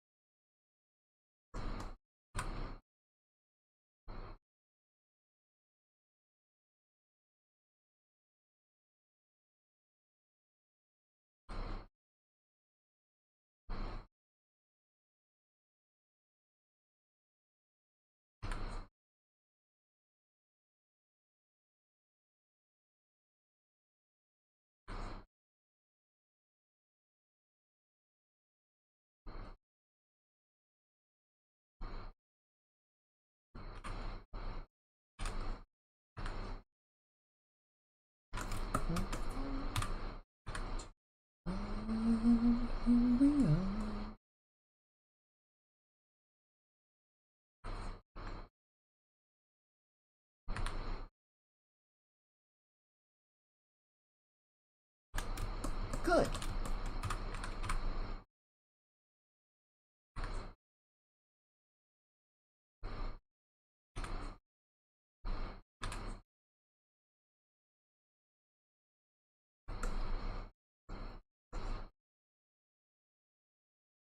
I like that. I think that's looking good. So yeah, I think at this point we really just get to kind of have fun with the hair, some of the water and cloud texture. But I think we got all the like principal cleanup stuff done way faster than I was expecting. So that's cool. I'm not gonna finish it tonight, but I think we're in a really good spot to finish it on Saturday and even get started on the next thing. So I think the order that I want to do things is we're gonna finish this up. It looked great. Thank you. I'm glad you like it. And I do want to go back in and clean Valk's face up a little bit more. I think it's a good start. But there's a few things about it that I'm like, this could be better. I think the main thing that I'm kind of feeling right now is that the lighting doesn't really give like a full 3D. Like the face is too flat. Right, so I kind of want to like round this out a little bit more. Start rounding out the far side a little bit. This one feels a little bit more volumetric, right? Something a bit like that. Make some adjustments to the nose and such as well, just to sort of help that feeling.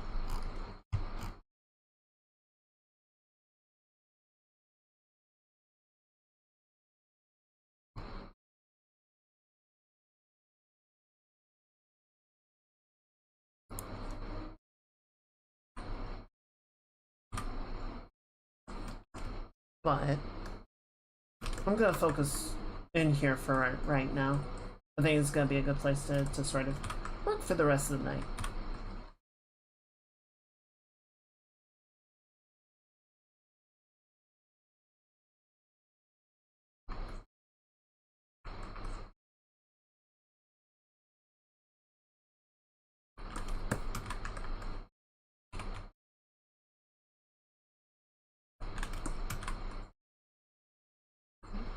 Myself in motion.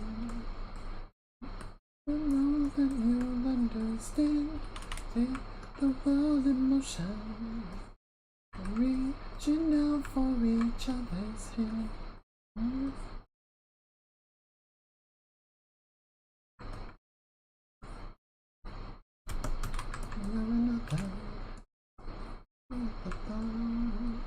If we listen to each other's hearts, but we're never too far apart.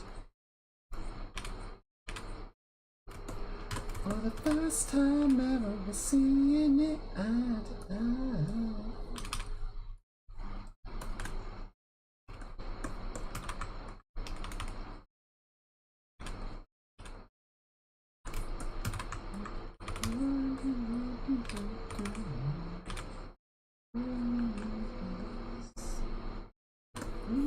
To bring me to you.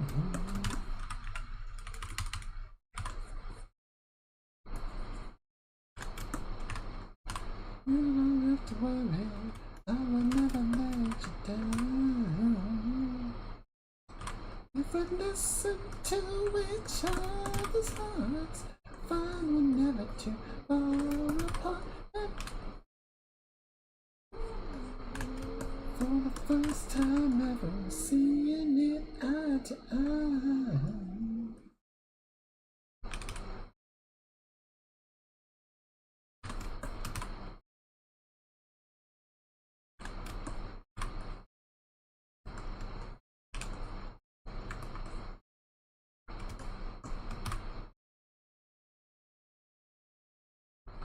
Probably should have done the hair work before I went in and painted the ribbon, but it's too late.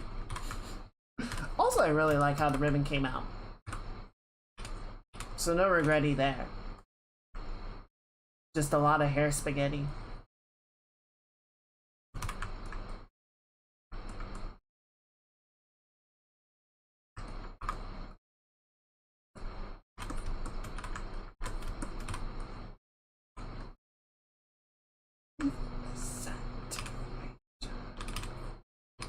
I'm never too far apart, and it's a reason why for the first time ever we're seeing it eye to eye.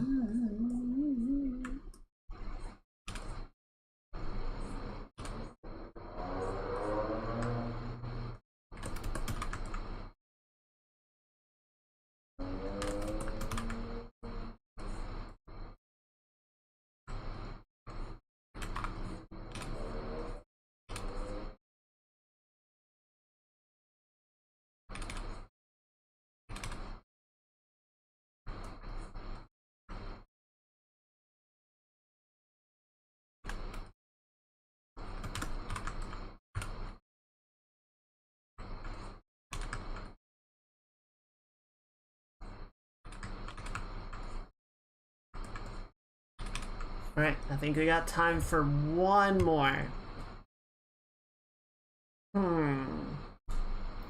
What's a good one to close out with?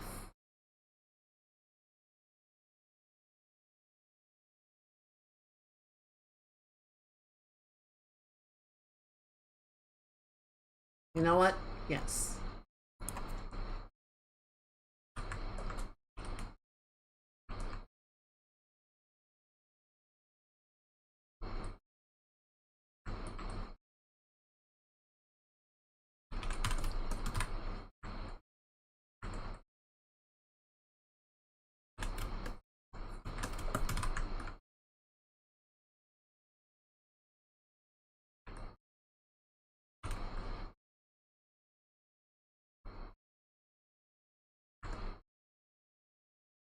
So get away.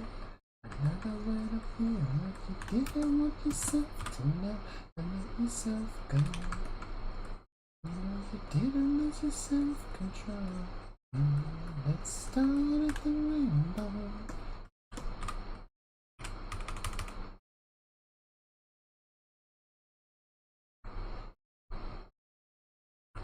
Come along. So what do you wanna do?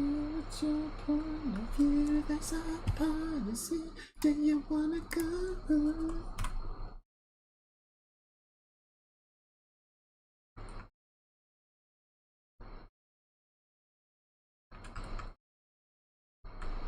Love is right. But you know how much you put me up. I've done with you. I'm ignoring you.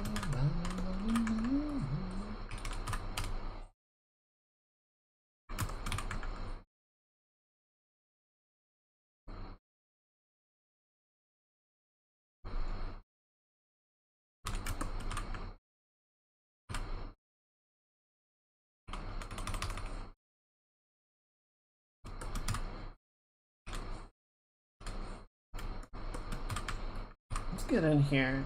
Get a little bit of that like wet reflection that happens in here.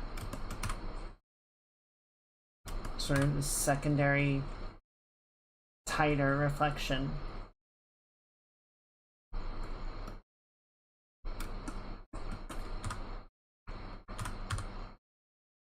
Break the shape up a little bit.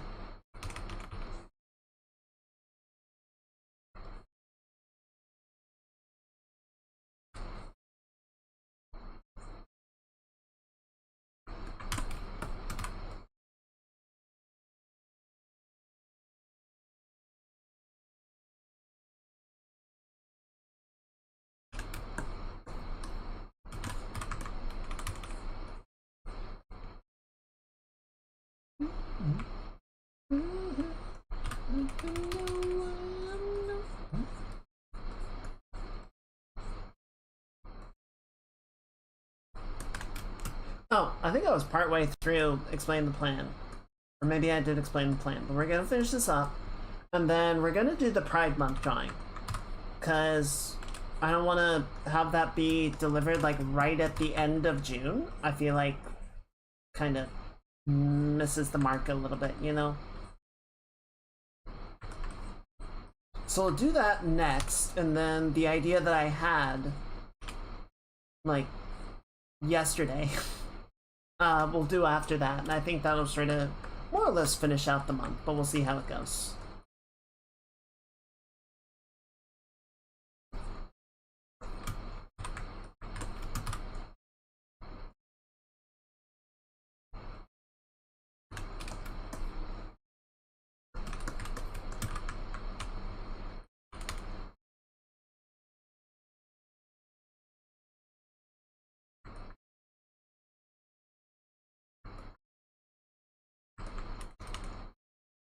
All right.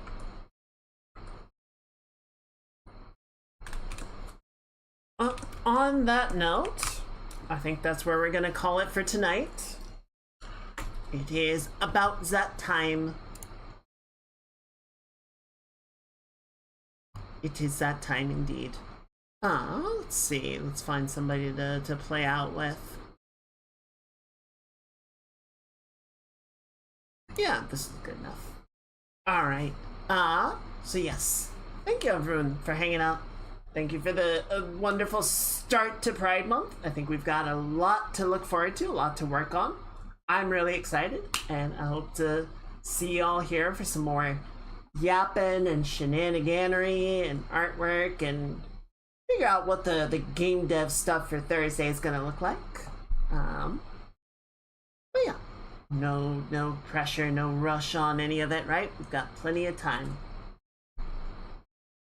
I'm gonna go ahead and shut down the YouTube stream. Everyone say good night to the VOD squad. We're gonna find somebody that we can raid. We can go slip on over here. Alright, where are you? YouTube!